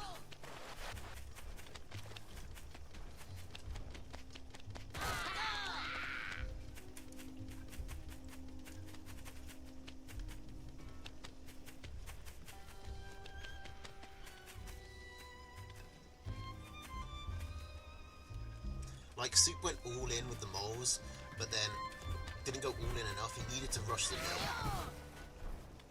And then when his moles were taken down, when he got all the moles, he could have maybe made it work if he kept the mole moles and then just survived. Because then there were only like, he would have had 12 moles against 6 lizards. The moles could handle that. But now, even though he trades fine, he cannot resupply his units. He's so far behind economically.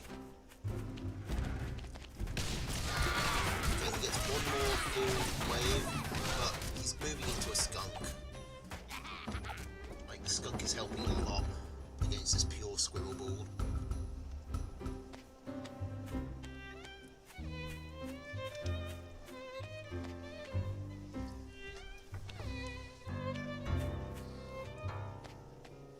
And I mean, B-Man has 24 tier 1 himself.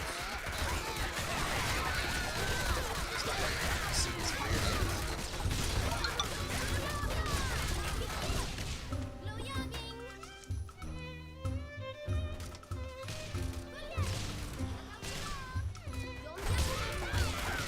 So yeah, it takes it. Now, if you'll pardon me 1 second, I need a quick loo break. Then we'll come back with the Grazian B-Man. Do some more B-Man. I might have to save some of these for another time. I downloaded 10 series and it's a lot. I didn't know there was quite so many best of 7s.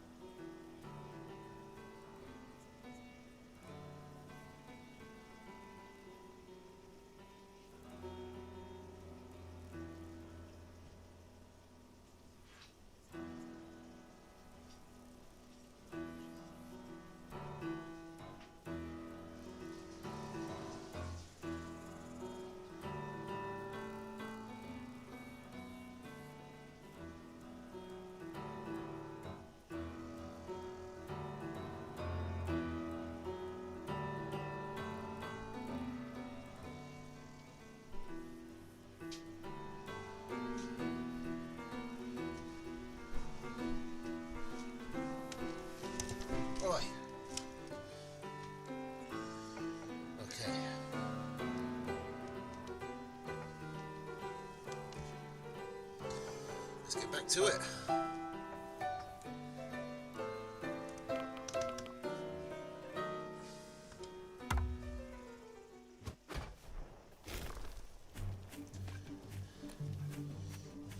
Graz and B-Man. Squirrel, Falcon, Skunk, Cam, Snake, Wolf is an interesting deck. I like it. Oh, sorry. Yeah, okay. So I like Grazzy's deck. The 4 tier 2s with the Wolf. Those 4 tier 2s synergize really well. And if you can get the Wolf on top of them, it's honestly kind of unbeatable.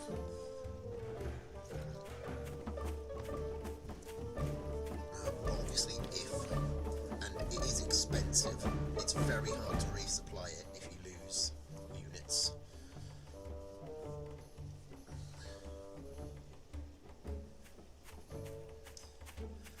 But the power ceiling on that is huge.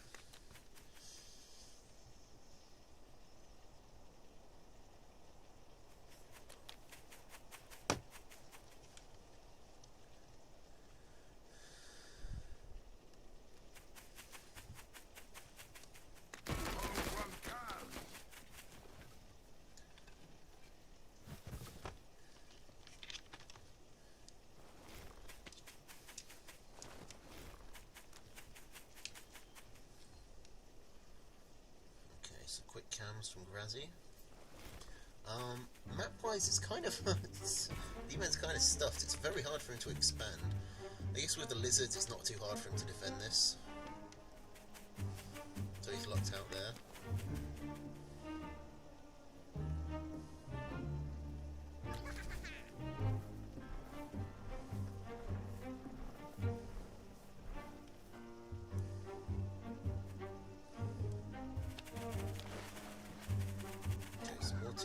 Not expanding yet. I'm surprised Grazzy isn't doing it. This is a very defendable base for him. Taking that one is wild. That is the most exposed base he could take. I'm wondering if it's just bait, even. Like, because B-Man, if he goes to attack this, he has to walk all the way across the water. Okay, so loads of comedians on the front lines. Just smashing through. The lizards. Taking the Falcons.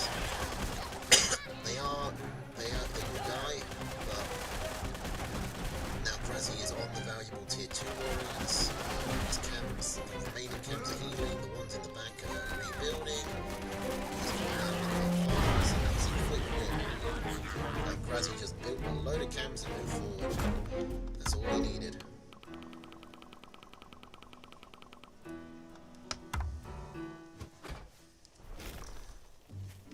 So, Grazzy dropping the snakes for lizards, B-Man,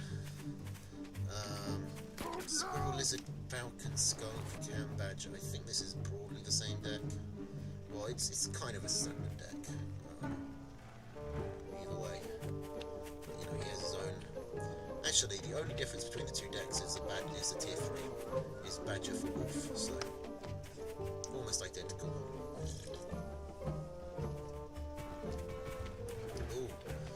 5 farm, double lizards. B-Man doesn't scout it, but he has put down his own lizard warren. So this rush from Grazzy isn't going to get any value. Like the one lizard, I mean, it will if the lizard is that far out.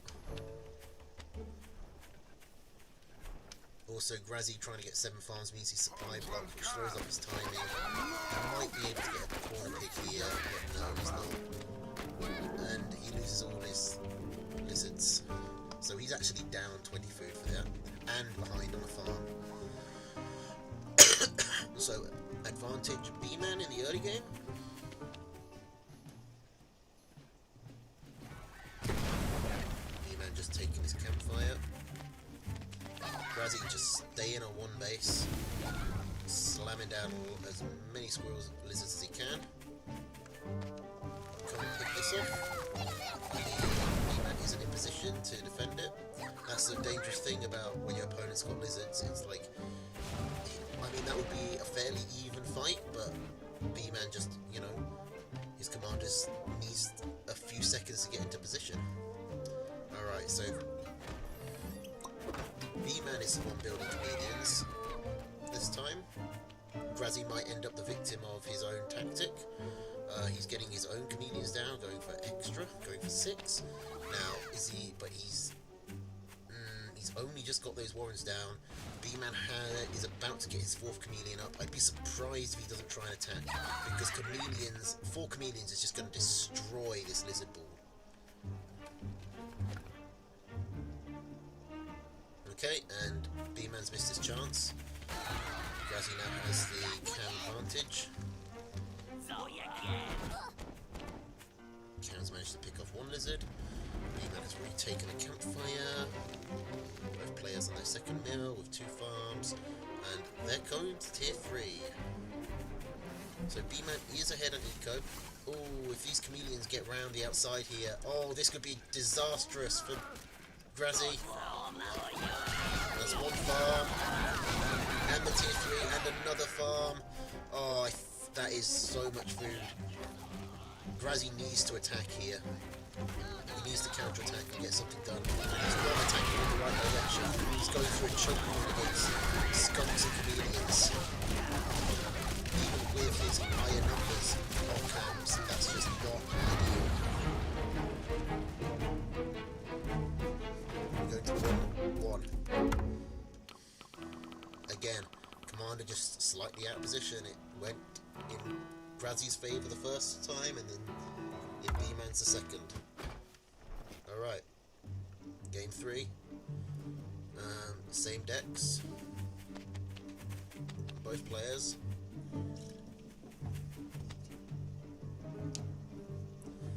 Grazzi has an easy 2nd expansion, but then it becomes more difficult. This one is doable, but that 1 tile, we've seen how much the lizards how quick the lizards can get in and out. So this base is pretty exposed because Grazzi can't just keep his units over here, because then B-Man just comes in around the top and destroys everything up here from up here. So whereas B-Man, if he wants to expand onto these 2, he can just keep his army sort of on this crossroads, and he's defending both sides then pretty nicely. Although I suppose Grazzi can go up a bit and come through, well, the way B-Man's going now, and then get into the side. So I guess both players are equally exposed. I still think B-Man has it easier. But, you know, there are weaknesses.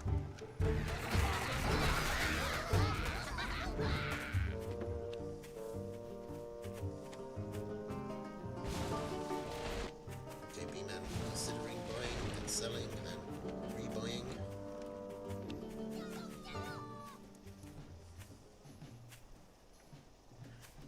Grazzi trying to get his chameleons out. The difficult thing for Grazzi here is just trying to get... if he can get those lizards trapped in a fight, he should be able to destroy them. There goes the wolf. And here comes B-Man. Like the squirrels, can they protect this? They are kind of in position, but Emil gets rushed now. A lot of lizards are dying though. That's enough lizards dead that Grazzi can just counter-attack here. He's got 2 cams, although one is quite far away. There are skunks coming out, but there's only 1 of them so far. That's not going to be enough to deal with all of this. I wonder if it's wise to be... I think, yeah, this is the right choice for Grazzi. He goes back for the farm. I think, honestly, he should keep the pressure up on the warrens and the skunk.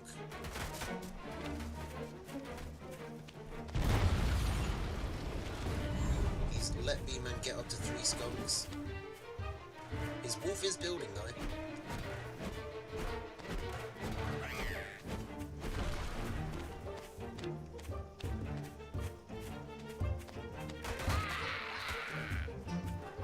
Like, the skunks are much less of a problem.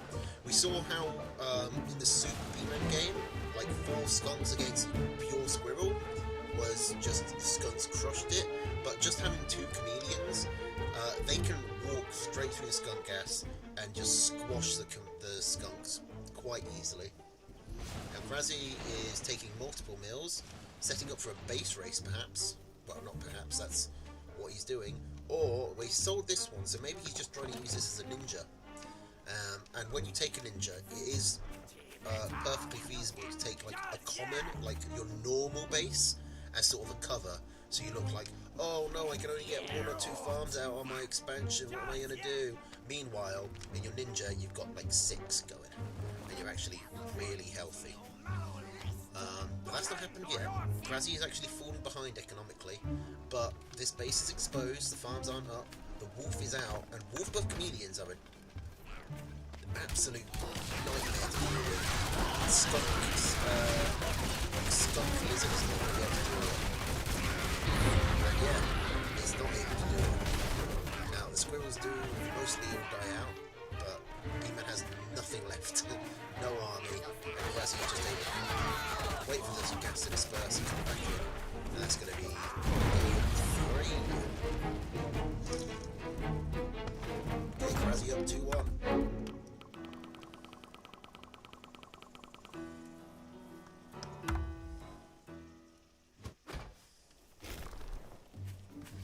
Okay, so B-Man sticking with the same deck. Grazzi dropping the skunks to put in mines. That's fair. He hasn't used the skunks once.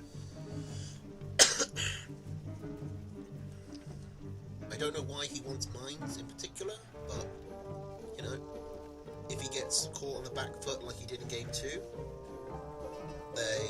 defensive structures will help, and specifically they will, reveal chameleons, and chameleons have been a big part of all the games, so there's a logic to it. Map-wise, I think Grazzi has it easier here. Coming out, his second is obvious, and then it's straight onto his third, whereas B-Man has this second. His third, this one is quite exposed, this one he can't do at all. Like, this one is much more Grazzi's mill than B-Man's. Oh, hey Bad, I'm guessing you're B-Man. That would make sense given you got the same number. I mean, the skunks have been doing alright for you. They're just not as good against chameleons. Oh. Grazzi with the 5-farm lizard is going to get some value here. That's 1 pig, that's 2 pigs. He could get a third. If he gets a third. Okay, he forces to sell. I don't know if that top one got sold. I think that might have been destroyed. He's definitely killed the third built one though. So I think Grazzi is definitely ahead now. I mean, we watched your series against Soup, and the skunks destroyed through most of that. But Grazzi going mass lizard and chameleon, like, the skunks just aren't really designed for that.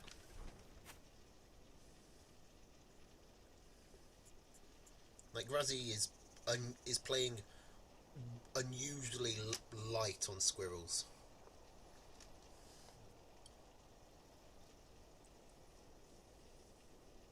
Well, I mean, I guess he had plenty last game, but he also had the chameleons, and there was other stuff going into it with tempo advantage and whatnot.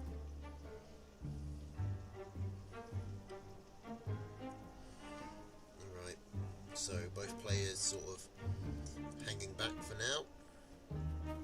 Tier 2 for Grazzi coming out. He's diversifying his portfolio with the squirrels.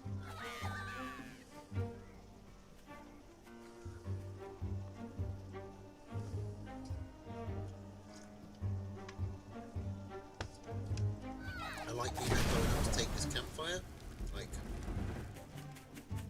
unfortunately, Grazzi has lizards as well, so he can very easily pick that off. But it's like he's got to move some force of his army quite far out of the way. And I mean, this only needs to be up for a minute before B-Man gets profit from it.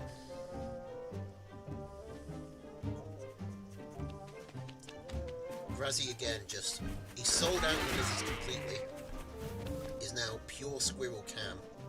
It's a lot of chameleon. 6 chameleons is quite a lot of health to get through. B-Man getting up to there himself, keeping some of the lizards, getting some falcons in as well. I just don't think he's got time. He's behind on the tempo here.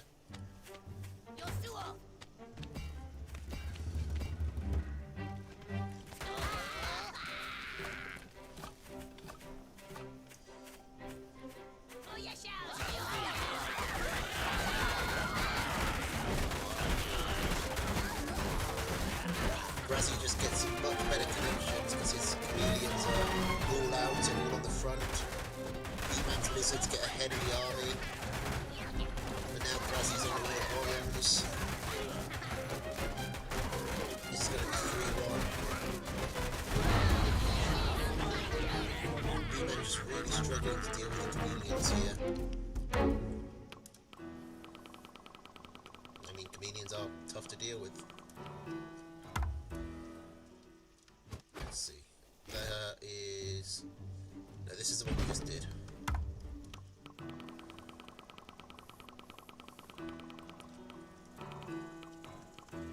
So I think if Grays wins this, then it's then it's a set. Okay, so Squirrel, Lizard, Toad, Falcon, Cam, Balloon. So the Toad and the Balloon, clearly B-Man is focused on dealing with the chameleons. Grazzi not changing his deck, and you know, that's not unusual if you've got something that's working. Stick with it.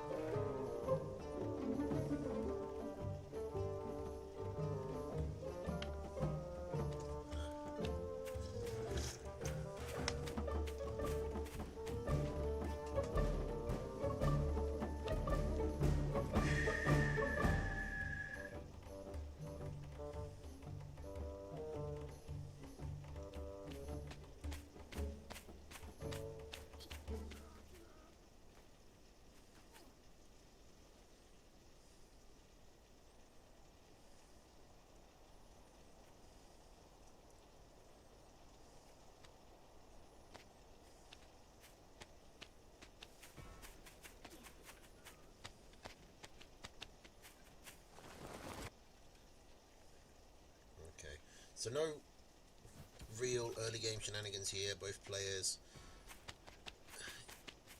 going 8 farms into tier 1. This war replacement drives me insane.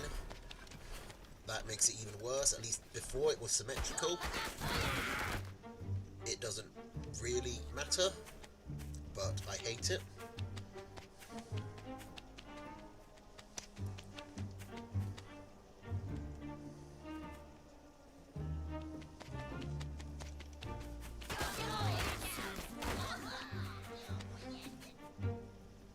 Map-wise, B-Man has 1 easy mill, then after that it becomes pretty hard. Although actually, this one's pretty well defended for him, if he just, you know, stands around here. He does have to worry about the Falcons though. And the high ground, like the cliff harassment. Grazzi can get in through that, follow the water.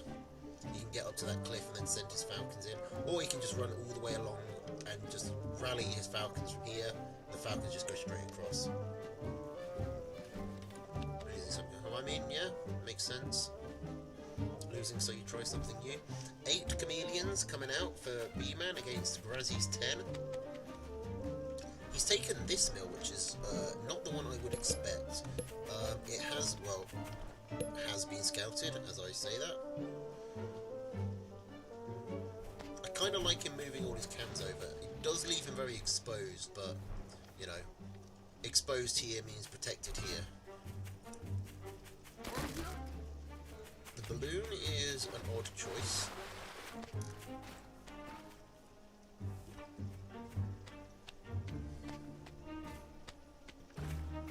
Okay, here we go. Now, these toes need to get in on the cams, and they do. B-Man takes it. Oh no, does he?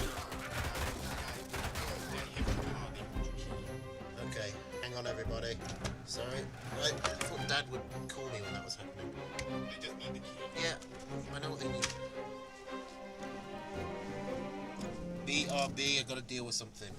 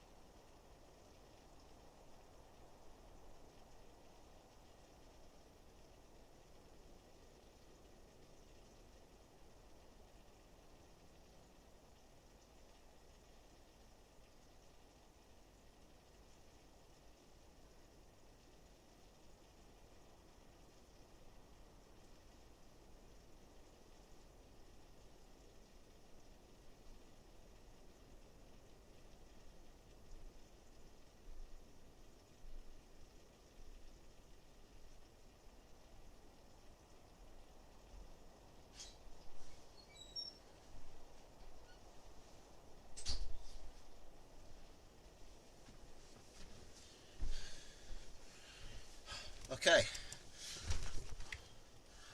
Okay. Sorry about that, everybody. Okay. Where are we in the timeline? I'm gonna redo this game. It's very awkward timing that we got into like the big climactic clash.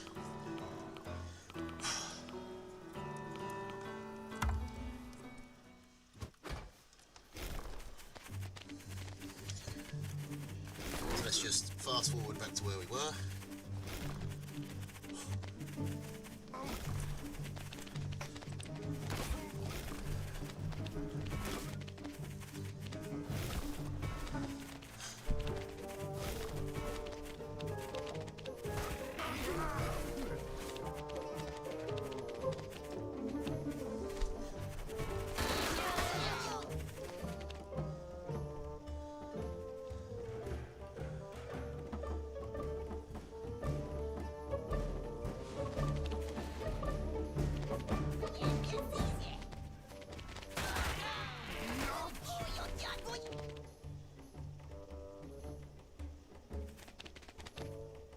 So we've got the Mass Falcons coming up.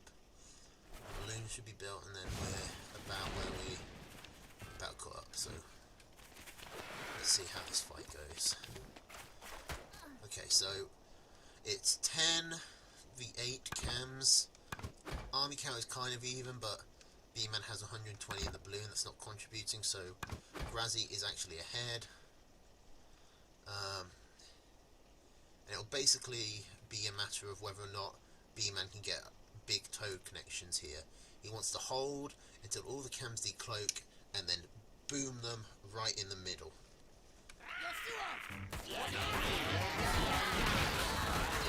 Decent Toad connections, but maybe it's not enough. And so the cams for B-Man start off better, but then some, like, 2 more cams from Grazzi jump in. But the squirrels, well, it comes down to the last man standing, but B-Man does come out ahead, but Grazzi had eco behind this, whereas B-Man didn't. He could sell the balloon and then just catch up that way. Oh, he's not putting down farms. So he's sort of betting it all on winning in this next attack.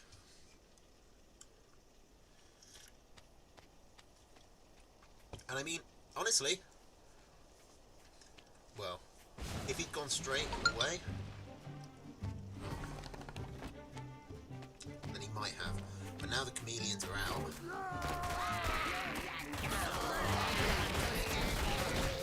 Pretty solid Toad connections.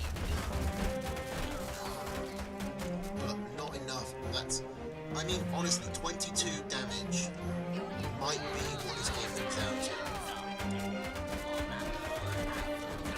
These laser chameleons get isolated.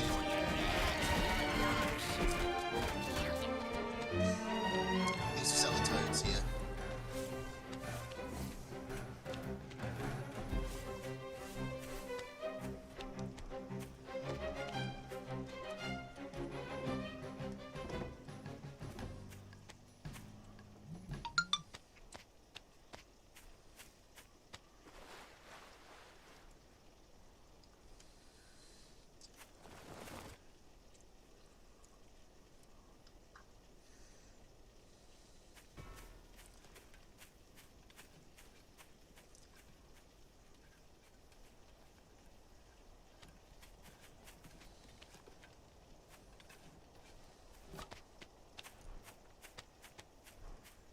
So B-Man has to resort to bring down eco. He has fewer cams, and that might be all that matters here.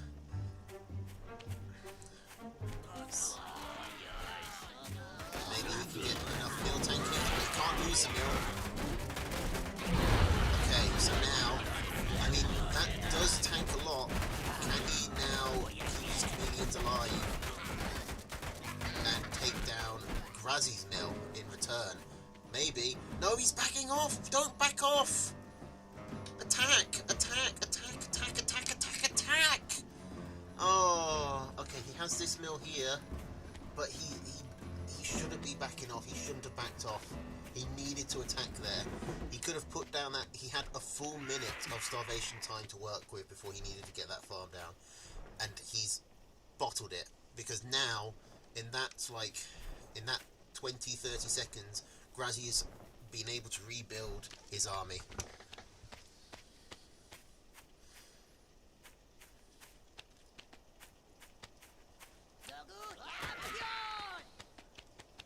So, B-Man, they've got the same stuff, it's just Grazzi has more. And this is going to be GG, this attack. Grazzi can just come in here, pick off his farm. 4 cams, loses the 4 cams plus scores. Honestly, if B-Man had played more aggressive at the end, he would have won. I promise you, he would have. Alright. Okay, so let's see how he does against Epicosity. Because Epicosity, B-Man I basically got introduced to today. I know Epicosity quite well. He actually beat me recently when we were doing the like losers tournament for the people who got knocked out of the championship. Now, to be fair, I wasn't exactly giving it my all, but Epicosity can beat me, like legit.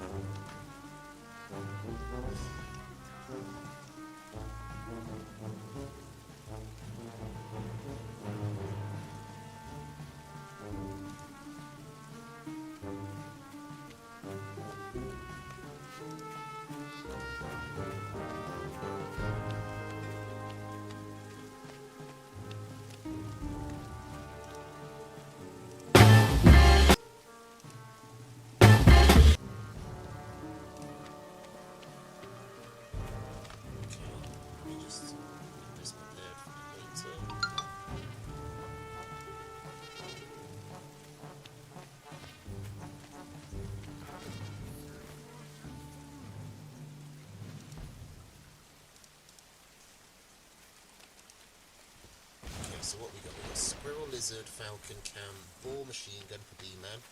Squirrel, Lizard, Falcon, Cam, Snake, Ball for Epicosity. Map-wise, this is...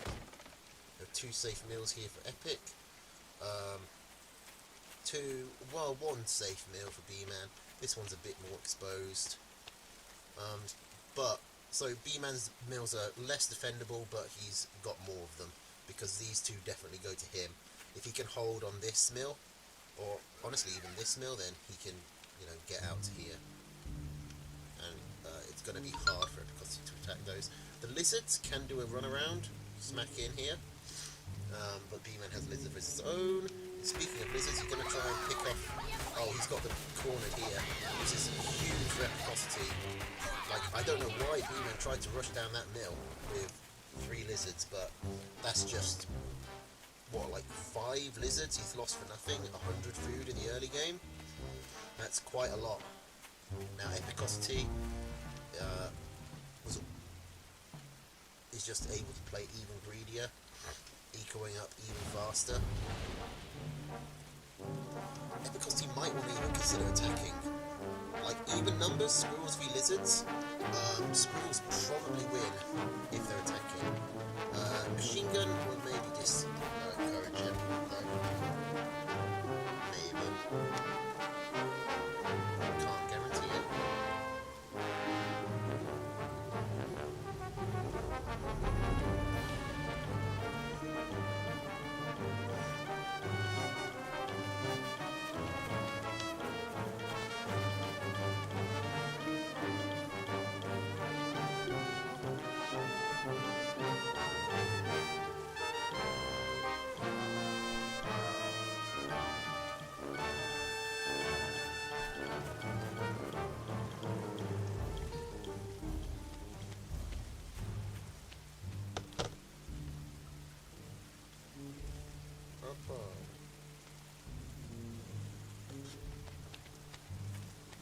Okay, so Epic, B-Man has managed to catch back up on Eco. Epic is ahead on the tier 2 count, and on the tier 1 count. but the machine gun is going to help B-Man with that. Lizards don't really work too well with machine guns though.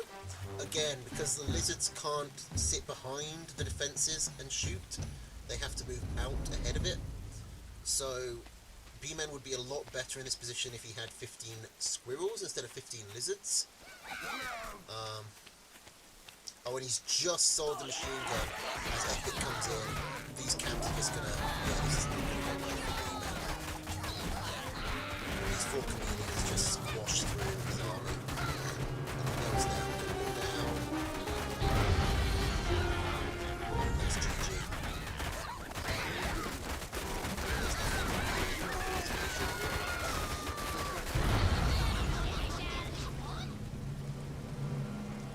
So, point for Epic.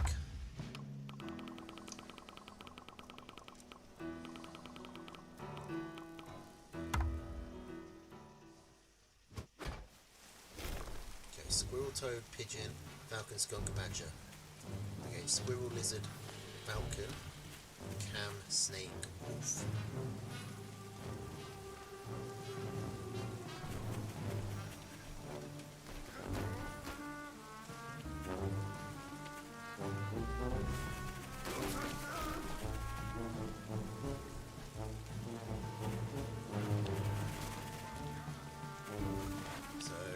Oh, Epic going for a Lizard Rush. Not working though. Like, it's actually quite hard to get a Lizard Rush going. It wasn't scouted, but it's just you have to really, you can't really afford to like go into farms and then sell. You have to just go for it from the off. Now he's able to pick off the squirrels and 2 warrens. Hang on, it might be turning around here. But, I mean, squirrels... Oh, why did B-Man sell? That was a blunder. Selling that warren there was a huge mistake. Now he's given Epicosity a full like, extra 20 seconds to rebuild his lizard count. And that's another lost warren. It's going to be 2 lost warrens. Like, B-Man absolutely choked with that sell. Because he also lost the squirrel.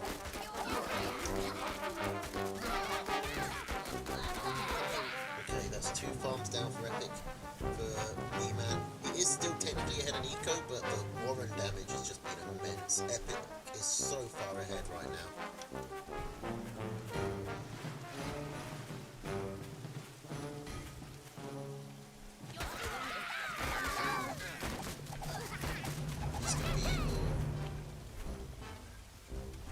B-Man can get up.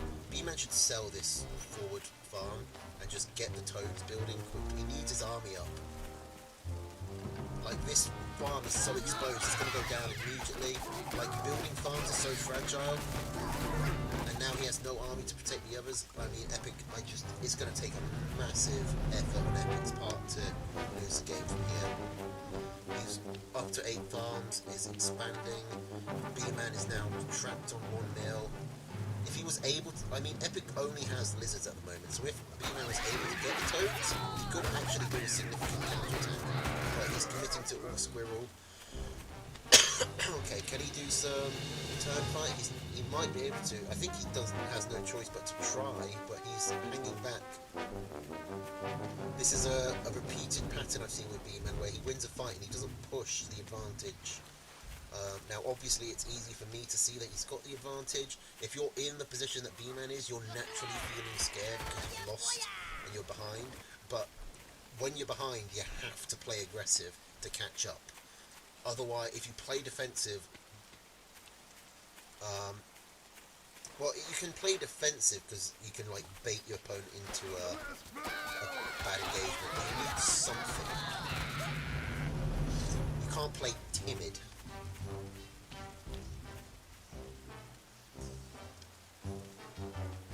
Try and go for this mill. I mean, I imagine Epicosity would just take his lizards around and do a base race, would he?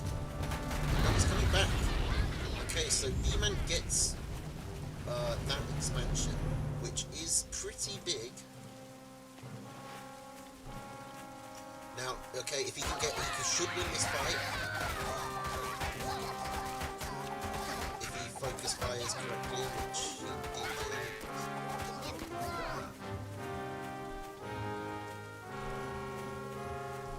If he'd been able to pull back to get the pigs shooting with him, he would have won that fight. He took that fight a bit too far forward. And now he's behind on tempo, so his skills are completely surrounded out in the open. And that's going to be the death knell, I think. Epic has this campfire, so he's actually on 5 farms. It's 5 farms apiece, despite what the UI says.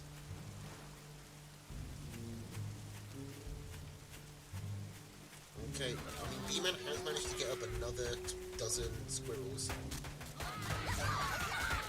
But again, he's taking the fight far out, where the pigs can't contribute. So he trades evenly. That does actually favour him at the moment, since he's ahead in eco, technically. Although, as I say that, a farm fallows and he becomes not ahead in eco. But there was that brief, like, 5 seconds where he was ahead. But Epicosity has another mill. B-Man is not even close to getting another mill.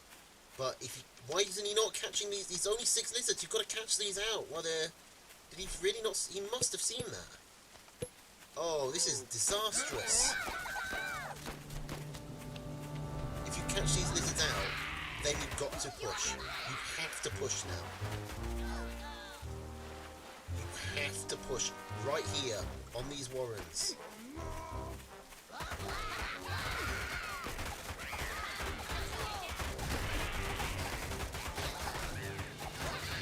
Epic manages to flank with the lizards he has.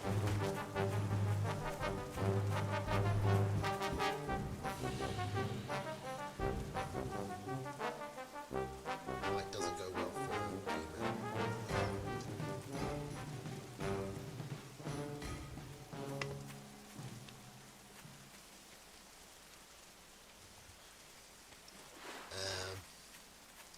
And it's hard to see how he can now come back, because he doesn't have an expansion. Epic has got 3 farms on this mill, plus a campfire. He's ahead in army. He's got triple the eco. I mean, B-Man, Lord bless him, is trying. He shouldn't attack. He doesn't have the advantage. He needs to hold back. Now he's in starvation. So he has to sell down, which means Epic is going to be even farther ahead on army. And I think Epic can just come in. And that looks like it's what he wants to do. He's spreading his units out. He's got the time to pincer maneuver.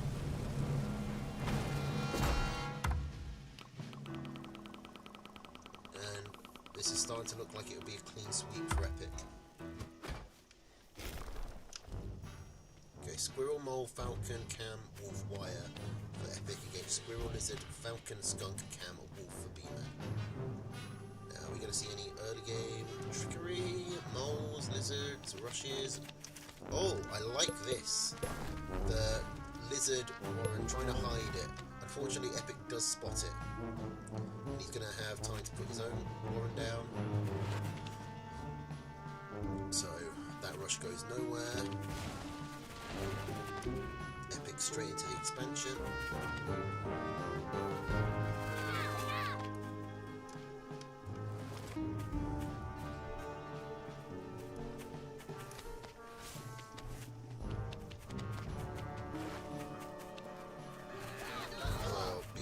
Using the lizards to their fullest. Sees the squirrels in one location, goes attacks the other, picks off a farm. Now he is still behind. He should be trying to get his own mill going. Yeah, and then he does put one down. Not the mill I would have picked. I would have picked this back one, but this one's a forward mill has its own advantages. Comes in, he does get a farm. Can he take the squirrels? He can't quite. Too many of his lizards were attacking the mill, but that is you know, 3 farms down for epicosity. They basically trade armies. I think B-Man considers that a win.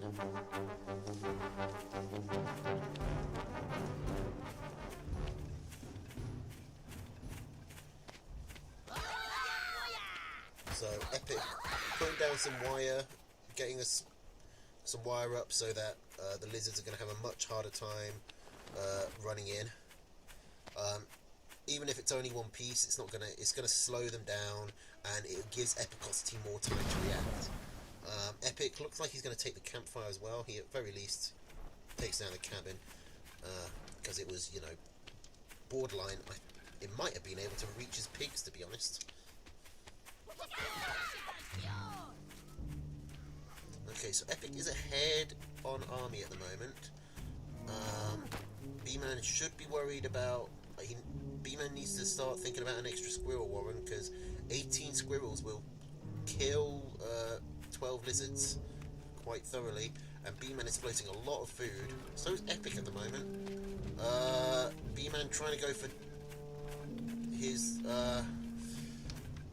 cams, but I think he's mistimed this quite grievously. He doesn't see the moles coming down for Epic. He hasn't scouted the attack. Let's see this from B-Man's point of view. Okay, he spots it. There's no way he can hold this with the army he's got. Can the cams come out quickly enough? He sells warrants he doesn't need to sell. And the mill goes down. There's only 2 chameleons out, and they're coming in one at a time. They're not going to be able to deal with this much tier 1. I think this is a clean sweep for Epic. But this was much better played by B-Man. He just got too greedy on this expansion. Got too focused on eco. Needed to have just some extra squirrel warrens, and he needs to remember to scout. You've got to remember to scout so you can like have pre-warning of those sort of attacks coming in.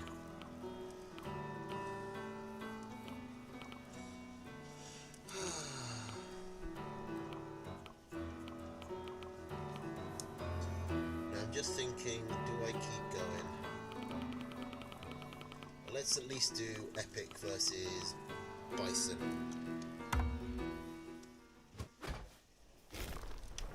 Because we're coming up on the 3-hour mark.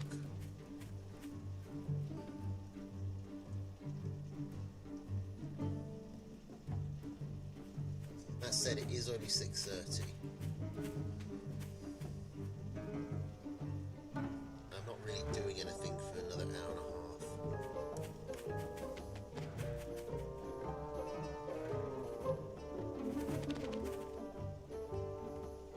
Squirrel, mole, falcon, cam, snake, wolf against squirrel, mole, falcon, owl, machine gun, balloon. We got some early game nonsense going on. Epic tries to get the mole out, but Bison had the squirrel warren preemptively, and it doesn't go anywhere. Slight loss for Epic, like 10 food, doesn't really matter.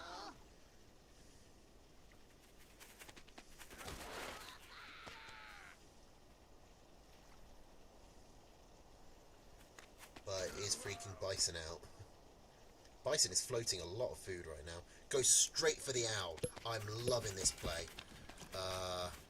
Don't know if it's going to work. He really should put down some machine guns. He sees the attack coming. He has time and money. Don't sell the owl. Put down machine guns. Oh, he wasted too much time. And it's like, you had the money to keep the owl going. If he puts the owl back down now, okay, he puts the owl back down. But that's more exposed. Like, keep it where it was, near these warrens, so the machine guns can protect it. And, I mean, one machine gun, these moles are gonna just... 9 moles, 12 moles are gonna just destroy it. It's gonna last about 2 seconds. The owl would have been building by now.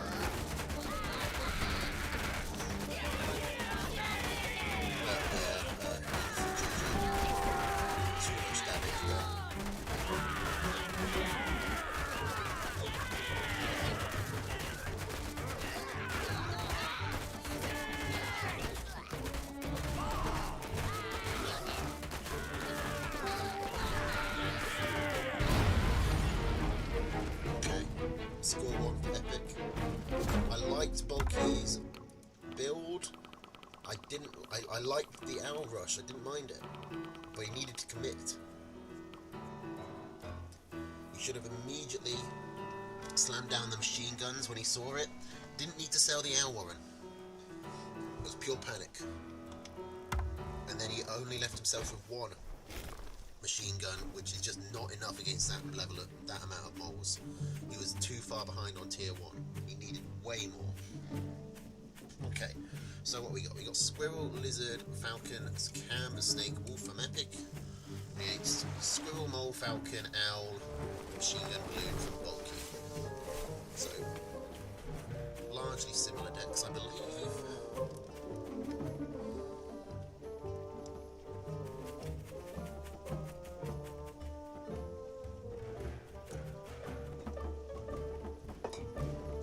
Now, just to be clear, it's kind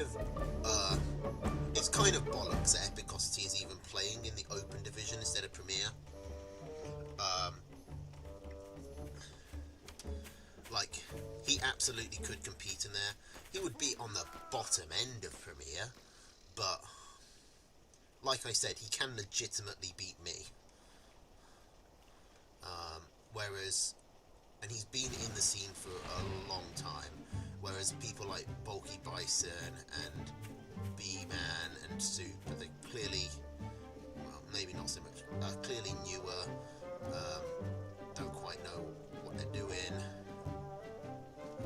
I mean, they clear. Okay, that's not the way I want to put it. It's like they are clearly not as experienced in the competitive scene. Like, Epic is legitimately, I think, on the Premier skill level. He just doesn't want to, take it that seriously. And I don't get that, because you don't need to take it. Because it's not like there's a prize pool or anything. Like, you don't really change the way you play. Like, I don't change the way I play in Premier versus the way I play in basically any other game. So I don't really get it. But that's why he's playing in the Open. He's just volunteered to do it. But it means that he is pretty heavily favoured in his Open Division matchups.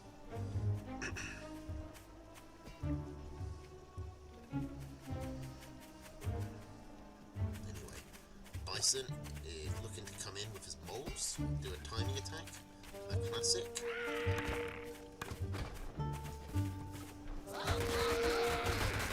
Just get his moles on the mill. That's good. And squirrels on the squirrels. Now he's got the mill, he just needs to be able to hold the counter attack. And that's a tricky part.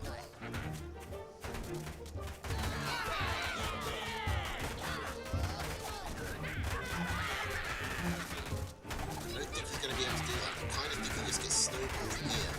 Because, he doesn't have the time. Epic isn't giving him the time to, rebuild a full army. So Epic is only fighting, half an army at a time.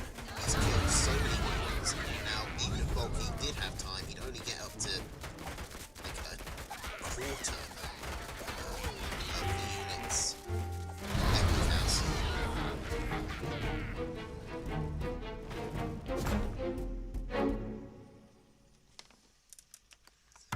Okay, and that's 2-0 for Epic.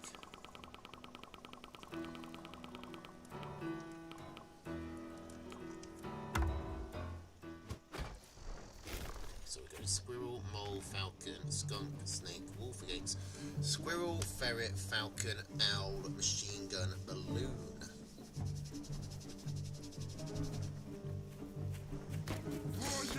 I really do like the decks Bison is playing with. They're unique and there is a logic to them. Like, Defenses and Owl is definitely like a solid way to play, but it is weak to, like, Mole is a pretty solid answer to it, because, moles smash through machine guns. You have to play it quite conservatively, because the idea is that you eventually just have enough defenses that they cannot cannot push on you, and because they can't push on you, you can just get out, you know, as many owls as you want. And given enough time, owls will always win.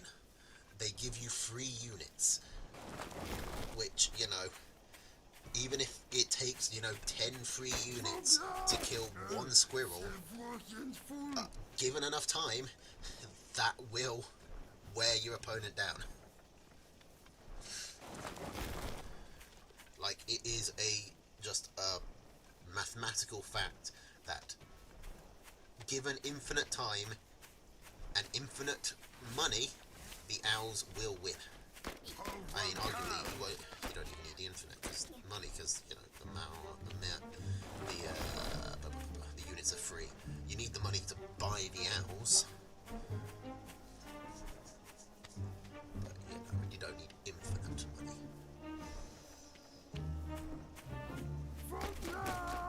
So yeah, the idea with a deck like Bison's is to just, you know, secure a strong position, a position that you can hold indefinitely, and then build as many owls as you can behind it, and then whittle your opponent down.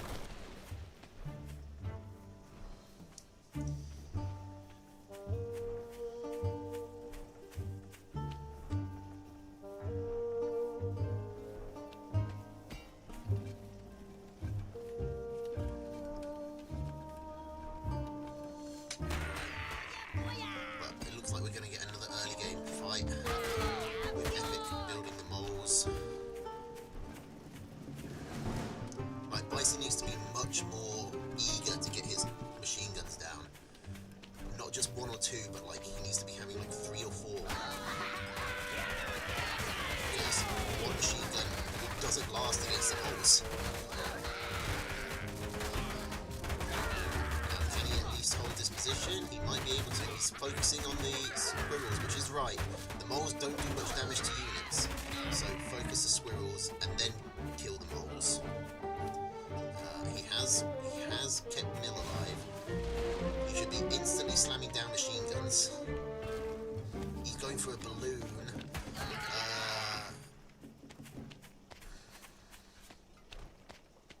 Farm, no. He sells that. He sells the machine gun. Bulky looks like he's panicking. He's going to go for a Falcon Warren. Epic is just calmly going up on Mills, feels confident. This is just like a matter of experience. Keeping your cool.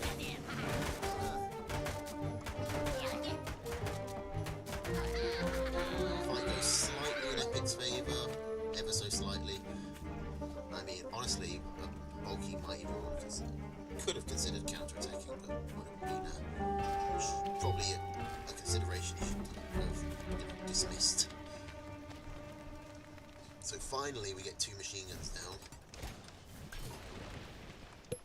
I like the ninja expansion, don't really feel like it's necessary, but I always am going to root for the ninja. Alright, so Bulky needs to start pumping out eco. He's very far behind on eco. We're about to get to the 5-minute mark. Honestly, the second Falcon Warren, I don't think you need it.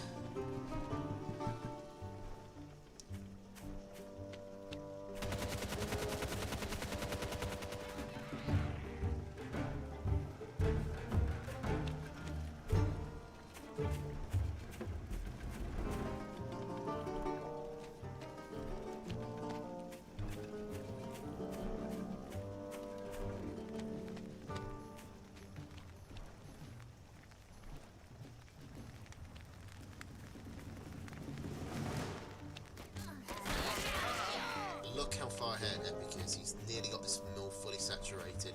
This ninja is doing nothing if you've got no economy on it. Again, Bison keeps going for Falcons. Which will help the moles, but he needs to focus down the squirrels.